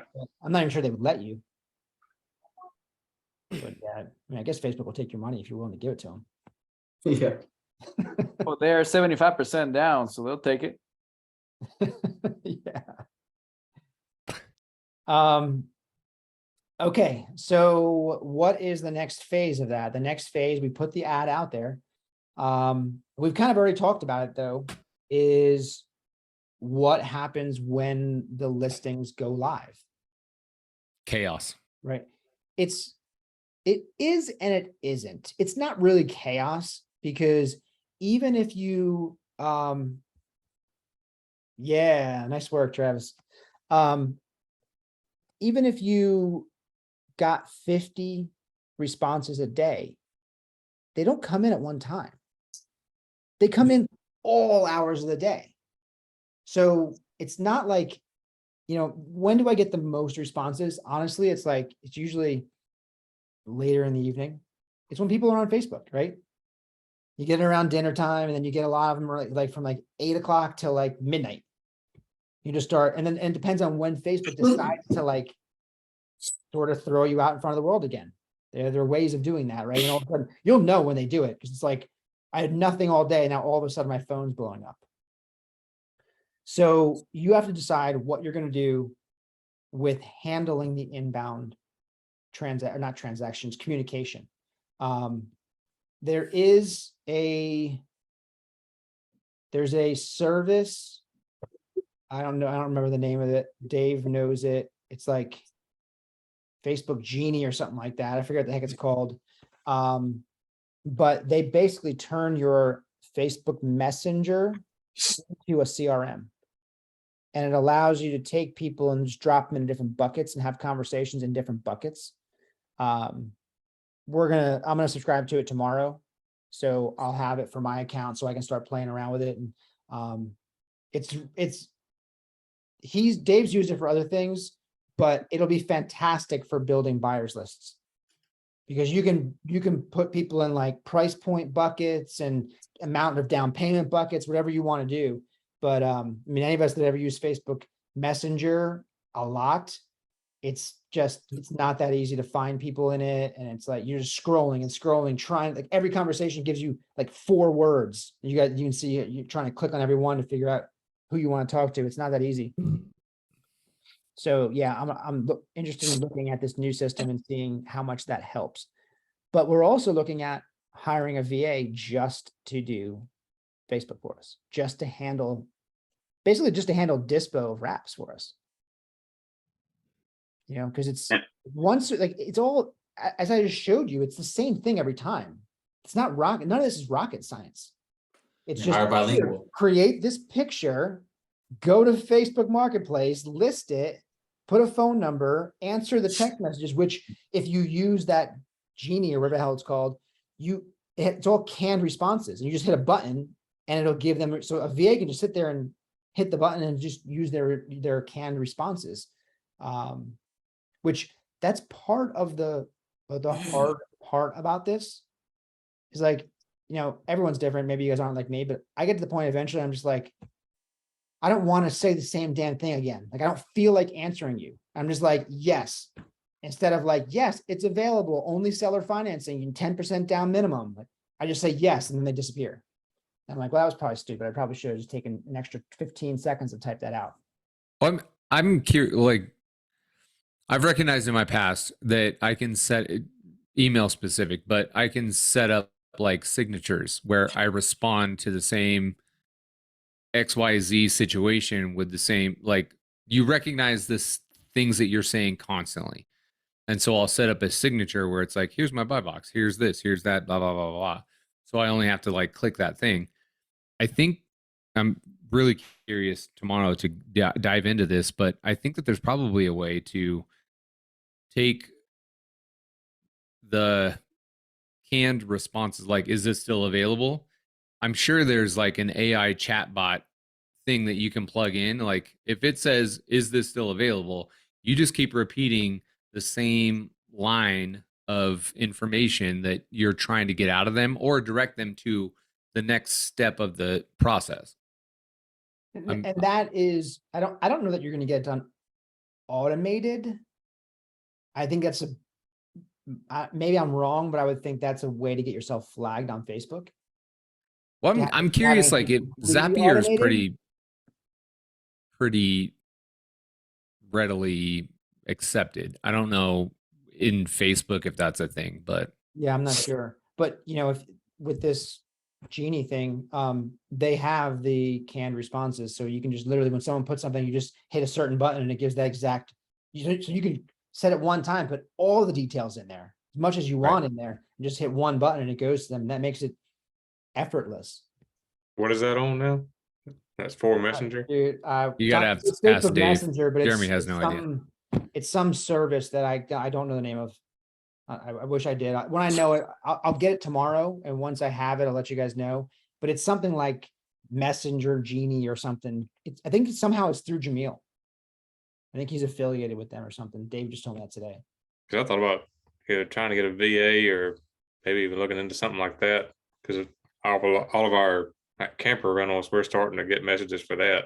Mm-hmm. So it's when they start coming in, because we got 6 of them, and everybody asks the same question: how much? What's your rate? Blah blah blah, and you got to tell the same thing to 100 people. Tiring, saying the same exact answer. Yeah. Yep. Evan, Facebook page needs to be yours, not a business. Do not start listing houses under a business Facebook page. Okay. Elizabeth, no, I have absolutely no idea about a sub-2 bot program. I've seen Pace talk, or at least like I got spammed with stuff about that, but I have no interest in learning about a sub-2 bot program. No idea what it is. Sorry. Yeah, there are certain things I'm willing to pay attention to, and certain things I just will automatically tune out. And I mean, if we want to pay attention to every single thing that's out there, we will be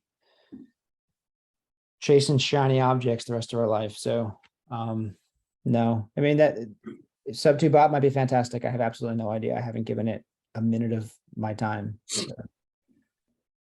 Okay, so we've now got interest in the property. What do we do there?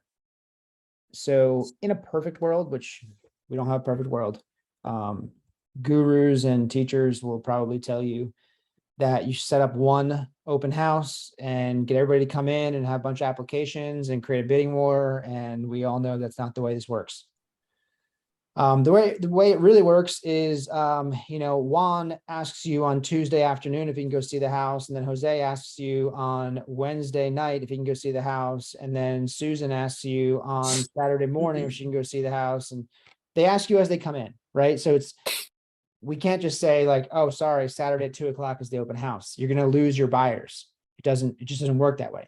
So what I will do is I will put a lockbox on the house. These houses are all empty. They're all vacant.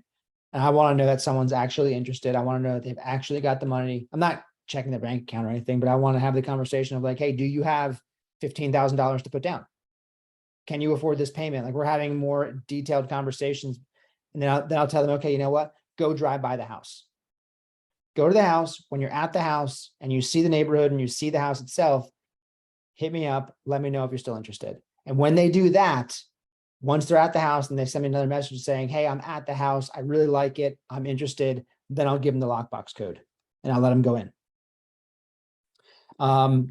Probably, I think if I'm in a more expensive neighborhood, I probably will do it differently. But if I'm showing $150,000 house, I I'm not driving an hour and change to go show a $150,000 house, right? Go in, be a responsible human being, put the key back in the lockbox when you're done, lock the house and leave, right? Hope they don't burn it down.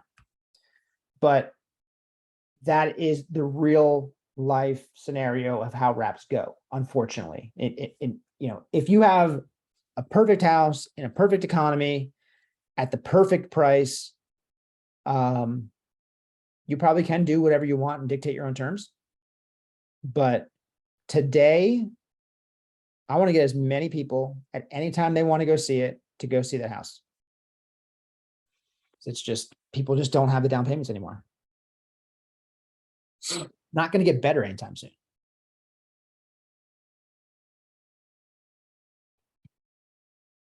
Okay.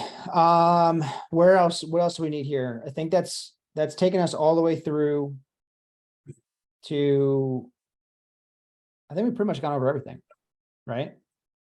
We've other than like actually once someone finally raises their hand, then we already kind of touched on that. TC. Whether you want to have it serviced, whether, yeah, you're probably going to want to use a TC to handle a transaction for you. You know what? Something that does come up a lot, and I don't know, Brandon, I don't know if you've ever done it this way, but does anyone advertise their wraps and have them sold before they actually close on them? I would be interested to travel that path.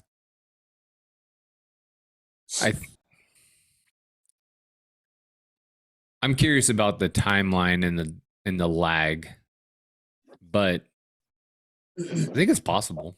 It's definitely possible. It's a logistics problem, right? Right. It's also the same as if you're buying a house cash, like vacant houses. Well, okay, so than owner occupied houses, right? You got an owner occupied house. How are you finding a wrap buyer before they're out of there? Like, I'm sorry, Mr. or Mrs. house owner, like I'm sending another person over to your house to go look at it. Do you mind going out for coffee again? I would maybe try to equate it to trying to dispo a wholesale. Instead of a wholesale, it's a wrap. Mhm. You have the problem with that though is you have to have an active buyers list of wrap buyers to be like, hey, 10, 15, 20, 30 people, whatever, like however you build your database of that, same that you would build your dispo database for a wholesale.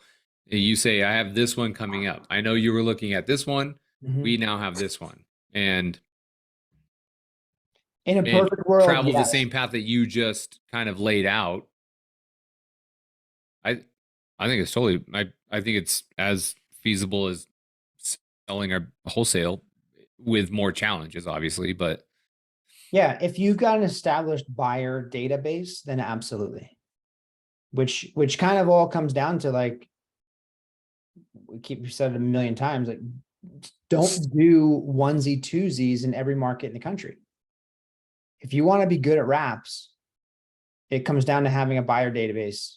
And until Brandon Hardiman sets his master buyers database up, we all have to set up our own, right? So the only way you're going to get a good one is by being in one or two markets. Yeah. Right. You just, because it's not worth the effort. Like, I'm not going to put the effort in to build a Talladega buyers list, an Anniston buyers list, a Huntsville buyers list, a Madison buyers list, a Great Falls, Montana Right. buyers list, a Birmingham buyers list. It's just not worth it. You have to have a critical mass on both the stick built side, but also the buyer side. Mm-hmm. Yeah. Once you have that, fucking rock out with your sock out. So I've got one tomorrow that I'm probably going to make an offer to the guy on a straight seller financing.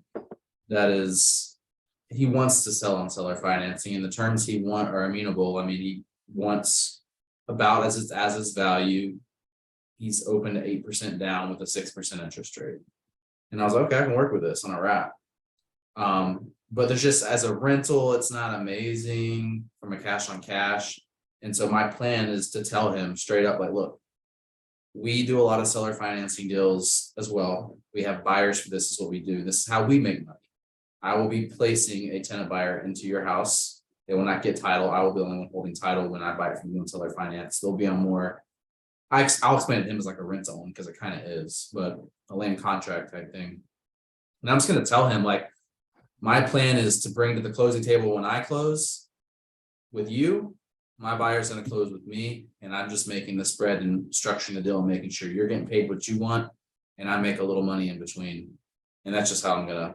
That way, it's very like he understands that's what's gonna happen, and there's no like, wait, what's going on, you know? And Now with something like that, where you're paying, I mean, in this economy, 6% is not a terrible interest rate, but it's not the most attractive interest rate either.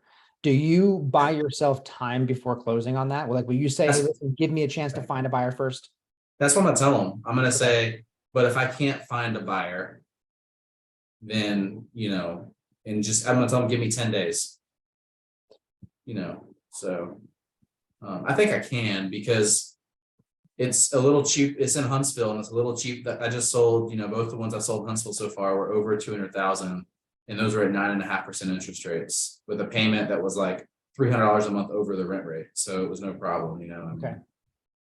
I don't think it'll be an issue, but the houses I sold were a little nicer in this one too. So you never know. Yeah. But that's how I'm gonna pitch it, is just because I want to know I have a buyer before I close. So I want that to be very. Yeah, I mean, if you're guaranteed you have your wrap buyer already, then 6% interest rate's fine. You're just arbitraging it anyway. But I wouldn't want to be buying with a 6% interest rate, not having any idea if I'm getting out of it. Exactly. Yeah. Yeah, 8% down is not terrible. No, but he wanted 10%, but I told him I need 8% because I'm gonna tell him the reason I need that is because I'm gonna have closing costs and I'm gonna have my buyer bring 10%. Which in reality, I'm starting to push it at 12%, and no one's balking at 12% down so far. So I'm just gonna keep pushing at 12% down. Okay, that's good to know. Where are you finding your buyers right now? Is it Marketplace?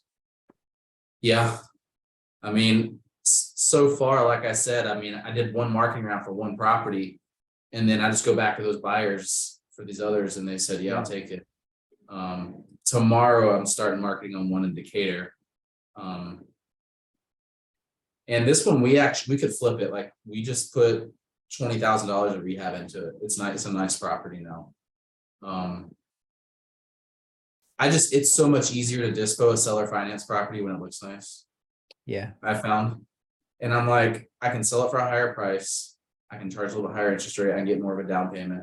Opens up the buyer pool. And I feel better about like selling a house that looks nice. I don't know. It was like, I can't sell this house looking like this, you know, like you can, I know, but it's just, they're sold easier because of it. Cause it's like new paint and smells nice. And so, and it makes it a little easier. You know, you're going to sell it, no matter what the condition looks like. It's just a matter of how many buyers raise their hand, how fast they do it. Yeah. You know, this game's all about speed. So the faster we can move a property, the better off we are. Well, I think you're going to get a better quality buyer up front too. Like if it's substandard, you'll find a buyer. It's going to take you longer, and they're going to be a less, not sophisticated, but just more probably of a headache. Yeah. And so far my buyers have brought their wives and kids. And I think when the house looks nice, like they might be able to see what it could look like and don't care as much, but their wife can't maybe, right? And she probably tells him, I want this, you know, and that's what's happened both times, you know, two that we actually painted and done nice work to them. So, but the one in Decatur is going to be a $250,000 price. I'm asking 30,000 down, and it's going to be 9.5% interest. So it's going to be hefty. So I'm curious, and it's in Decatur. In Decatur too. Yeah, that's a lot. So we're gonna see what happens. I see other guys here doing them with higher down payments and interest rates, even with janky houses. So I'm like, I'm gonna push it. I mean, the ARV, it's worth 250. We could probably list it and sell it for 250 on the market. So do y'all have like a threshold of price of the house to finding a rat buyer? Because if you get Under up to the 300. 253, 400,000, Yeah, seems like 250 to 3. you're After gonna get the that, it people with starts that to good get too credit. expensive. Yeah. Usually mine's usually 230 is what I found is my sweet spot. So that's why this one's gonna go over that and push it. I'm gonna see how it goes. You can sell them. You can sell it, like especially on a sub 2 deal. So you think you can sell a $350,000 house on a wrap if you bought it sub 2 and it had a 3.5% interest rate, because then you can sell it at a 5.5%, 6% interest rate, The market rate. and you still have a Yeah, nice now spread. your payment's not terrible. It's when you go to Exactly. 975 that your payments on a $400,000 house go to like $4,000. Exactly.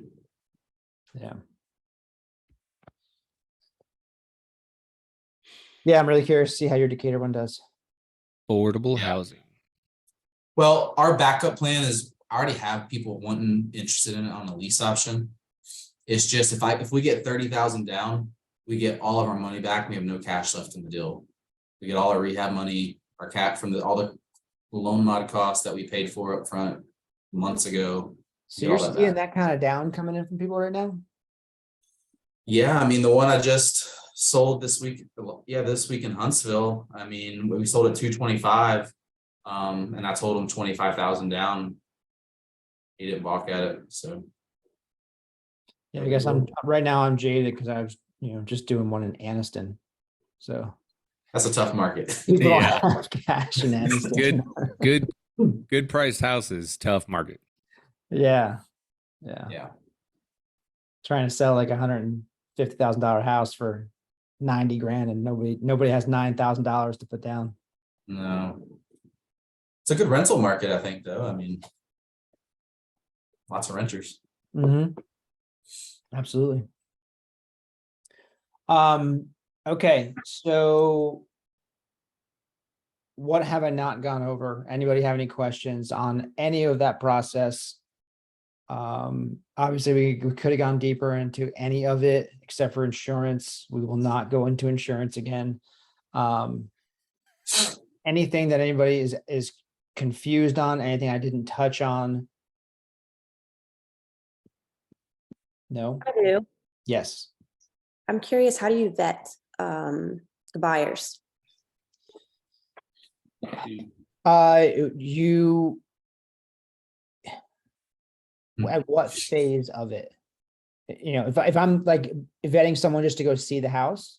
Well, we got to that ask point. them if they So can- after they see the house, do you do any kind of background check? And Yeah, after they do see the house and they like it, you are going to want to send them to an RMLO.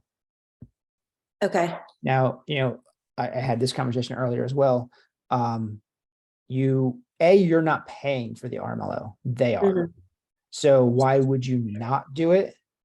And what it's going to do for you is, even if you're never going to sell the note, you want it just for your own peace of mind, because if you try and foreclose on somebody and you sold to them on seller financing and you did not use an RMLO, they could sue you and say it was predatory lending and you could never afford the house in the first place.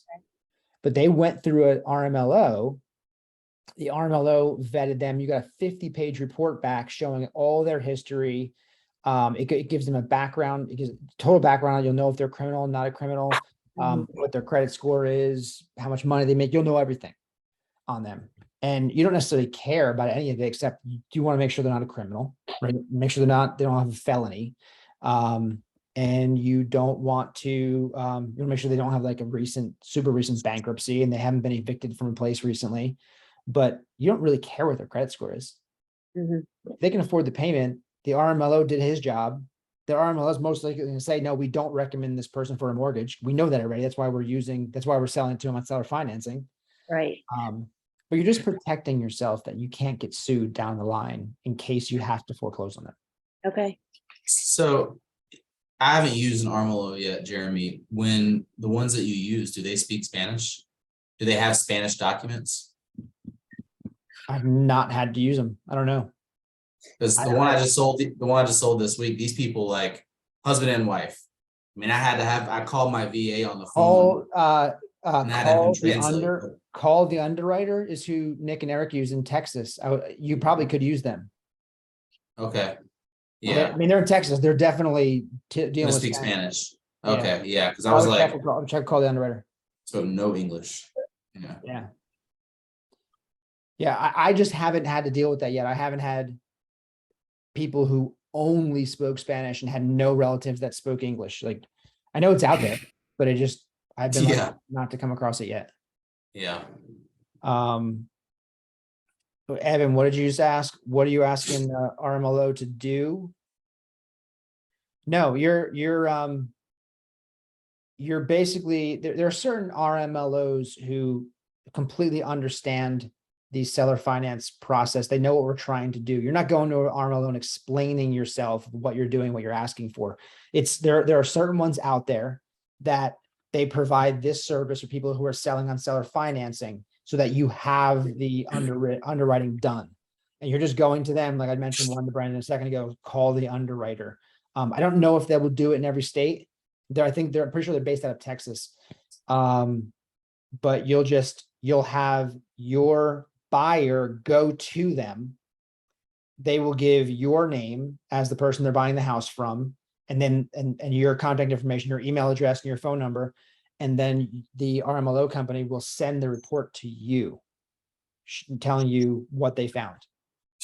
And it's the same. It's just like running their credit basically, but it's a lot more detailed than that. It's not just a credit score. It's literally, depending on who you go to, it could be between 50 and 100 pages. I don't recommend reading it. It's brutal.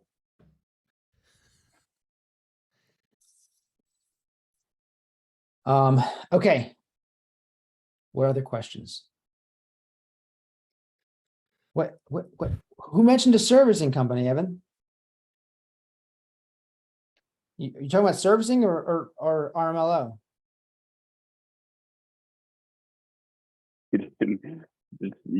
I switched subjects. My first question was, what servicing company are you guys using specifically for Alabama wraps? So right now I'm not using a servicing company, but I have spoken to Evergreen and Young and Associates and Westar. I've spoken to those three. Evergreen too. I've tried to set one up with. I just haven't completed it yet. Yeah.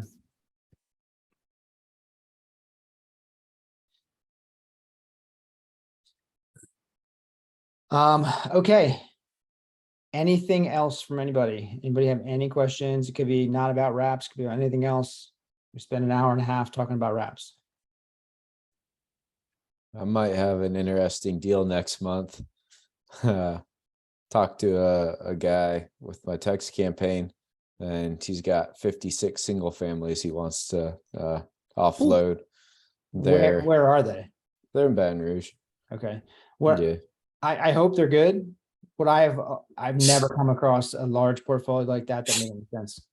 Yeah.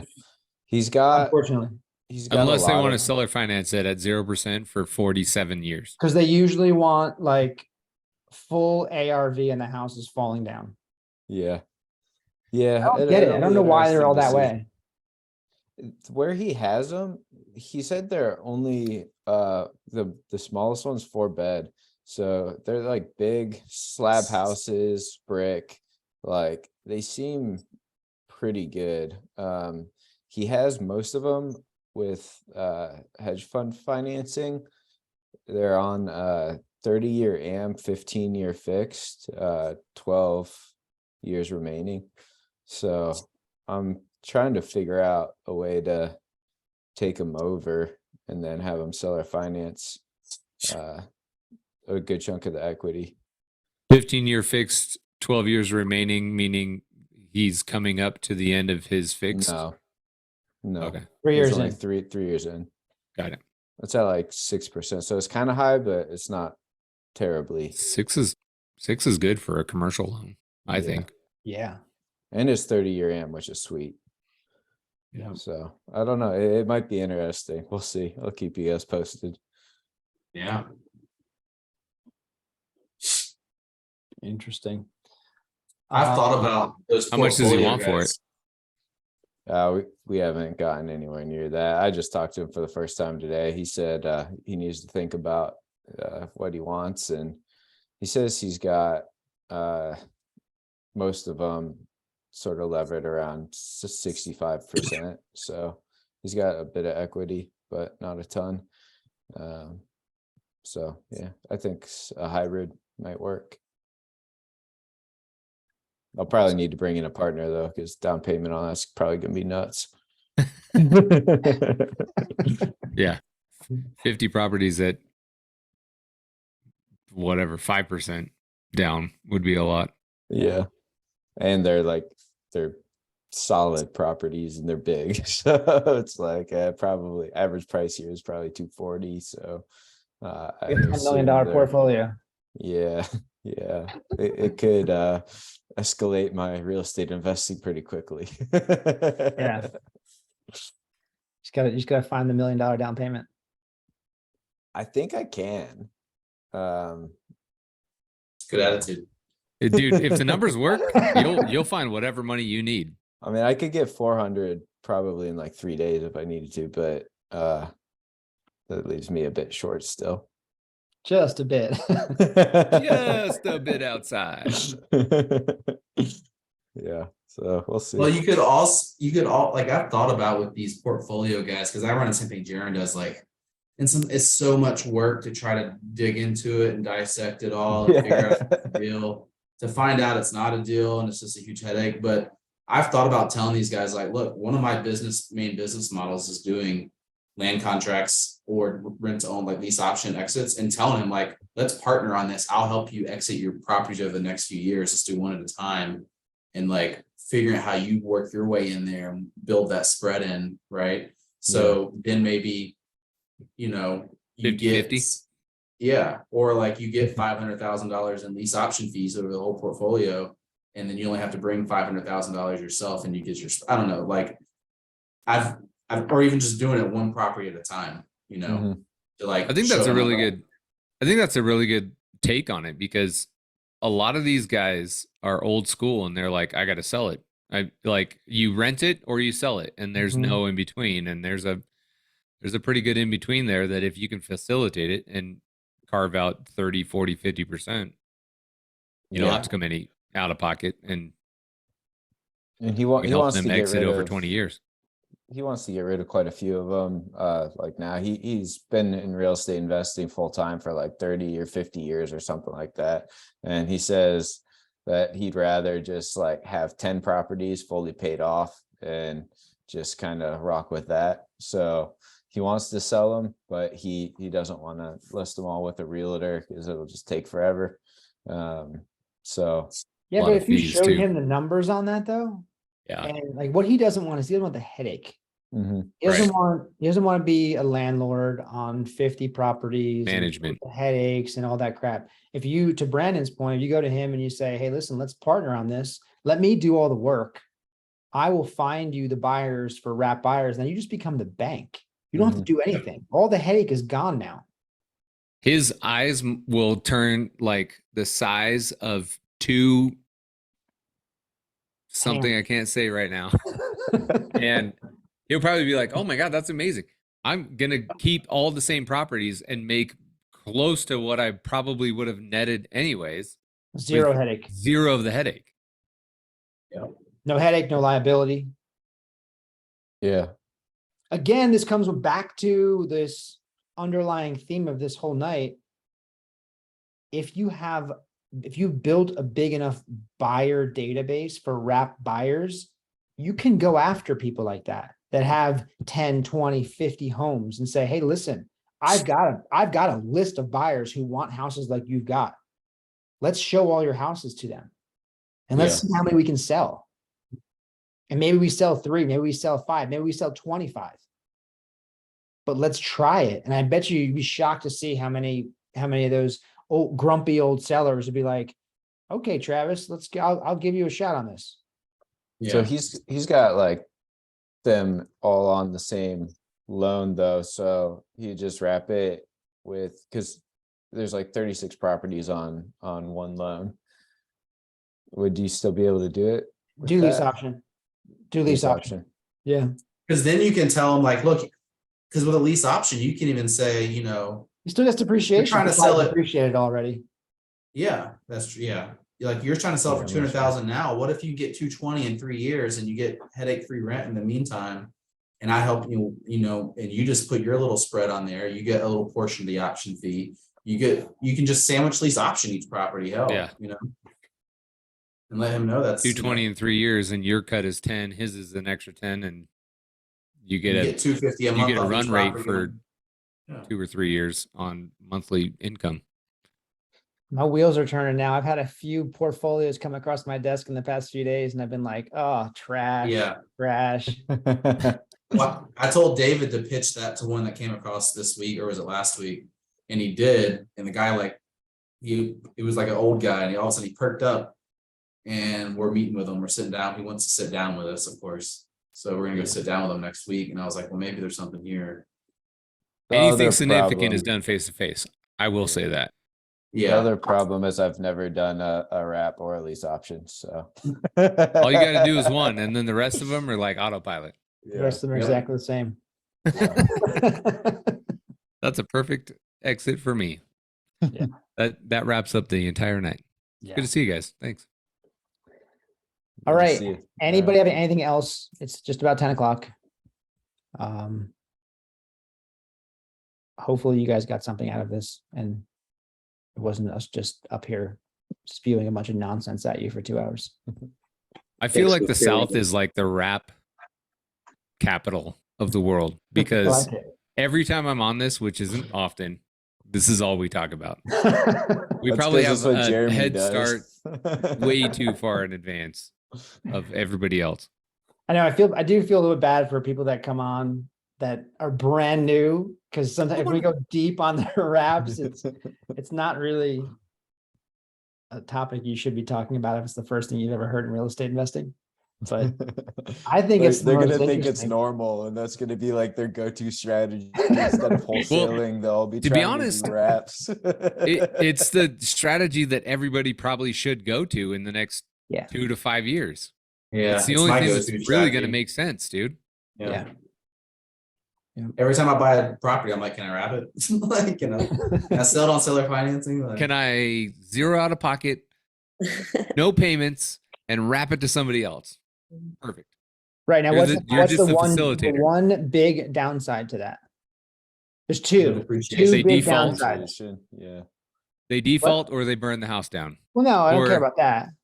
The seller no goes depreciation, sideways. and you don't own property. Yeah, no depreciation, and you are eventually, there isn't definitive end date. They are eventually going to cash you out. Right, so this is just a perpetual wheel that you have to keep feeding. Otherwise, you know, whatever, 10, 15 years from now, it will eventually stop. Now, hopefully will have made a lot of money in that 10 or 15 years, but if you stop, it won't, it's not, you're not building a portfolio of rentals that are going to pay you forever. It's not generational wealth, right? It's a different type of strategy. No, it's stage 2 of 3. It's that medium term money that gets enough money for your long term money that's headache free for the rest of your life. And you don't have to do it on every deal. No. You find those gems, you know, like if you get a 2% sub 2, like there's no reason you have to wrap that. Nope. Or you get, like I say that, and we have our Montana deal is a 3.3, and one that I'm looking at in Hoover is a 2.7. But You have a 2.7 in Hoover? Yeah. Wow. How'd you find that one? Came to me from a guy that outside of sub 2, he's in Seattle of all places. And he's like, I heard you're the guy in Birmingham. I'm like, I guess so. So Take it. you want to work? You got a on 3% note together? attached to that? Yes, I am. Did you see the one I forwarded you today? From No, this is from RJ like- Bates Company. This is from a few months ago. No, I'm saying, did you see the one I forwarded you today? I did. Yeah. Yeah. Thank Yeah, you. it seemed- I mean, at a surface level, it looked pretty good. So I honestly didn't really look at it. I saw that Yeah. you sent it, and Thanks, I saw Jeremy. it. I saw it like I'm sorry. I was in the car when you sent it, just driving around. I'm trying not to kill my family. I had enough time to text, that was his name, Paul, right? Thanks, Jeremy. Yeah. I texted the guy that had it, and said, asked him to email it to me. So Okay. Yeah. Yeah. thank you. That's Trustville, right?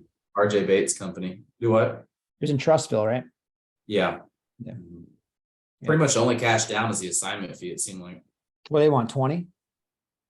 Yeah. Yeah, I'll run the numbers, see if it makes sense. I was shocked that it was still available. Well, it just got broadcasted today, I think. I think it'll be gone pretty quick, but we'll Yeah. see. Yeah. Because it was like a 3.2% interest rate too, and it was perfect wrap price. I mean, it was good. Yeah, I think what was the interest rate? Like a 4.5 or something. It wasn't the super great. I thought it was 3.2. Maybe it was. If it is, then that's pretty good. Yeah. Cool. I think the next 6 to 12 months, we are going to constantly talk about how we are shocked that this deal is a deal. Like Wes and I found a unicorn today that's been on the market for a year. They started at 310 and we're locking it up. They have it listed right now at 200. They just dropped it another 35 right before Christmas. And we offered him 185. And it was a fix and flip loan that they're 3 months overdue on. Oof. And they couldn't unload it at 235. They dropped it to 200. It's been on the market for 14 days at this point. And we called the realtor today and we're like, we'll give him 185, but we got to get creative and do this, that, and the other. And the guy's like, sweet, I think they'll be in. We're going to have to short sale it. But and I was like, what is happening right now? We're going to finish out the top floor and we'll get probably short term 2,500 for downstairs and 1,000 for upstairs. And I think we're entering the realm of what? Yeah, I would like to wait just a couple weeks and let us sell a couple houses that we're trying to sell, and then we can enter that world. We thought we had a buyer at one of our leads for Lena Kane, and then she changed. I her know, mind. and she flaked out. Man, this was meant to be. She's like, I need a bigger house in James Clemens High School, bro. I texted David. I was like, dude, check this lead out. This is perfect for Lena Kane. By the way, you're supposed to send me JJ's phone number, your painter. Oh, David said I'm that supposed to? Yeah, David said he's gonna have you send me his number. Okay. We're talking about painting the bathrooms at Lena Kane. And Gotcha. he was like, well, why are you gonna do it when we can just get this guy to paint him for $125 a bathroom? I was like, yeah, it's probably Yeah. Yeah. Yeah. He just did some work for us. He was pretty good. Yeah, I was telling David, I have 20 extra gallons of agreeable gray in my garage that was not used at Tanaggio. My painter way over ordered. Your painter's No kidding. retarded, but it's a good color to have a lot of extra. I because know. It's just going to roll into the next 10 fucking houses. Exactly. Yeah. I hope he did a man. good We job. use A that one better job too. actually painting. He did an okay job painting. I'm a better painter than him, but I don't feel like going and doing it. I Yeah. could tell you he was an okay painter because he overestimated by Yes. 20 fucking gallons. He used 5 gallons. That's a whole nother house, dude. It's according to his painting, it's 4 more houses. Yeah. It's possible I may have brought one of those buckets over from Lena Kane though. So he may have only over ordered by 3 buckets. Oh. Yeah. He's only 15 gallons over. So close. So close. All right. All right. Everyone have a wonderful, wonderful evening. I didn't say this yet, but Happy New Year, everybody. Happy New Year. Yeah, happy New Yeah. Year. Happy New Year. Guys. All right. 2023. See Thanks, you guys. all next week. All right. See you guys. See you Thanks, guys. Good to see you, Bye. buddy. Good to see you. No. Sorry I didn't stop while I was on my way through. Dang, See gonna you miss guys. that.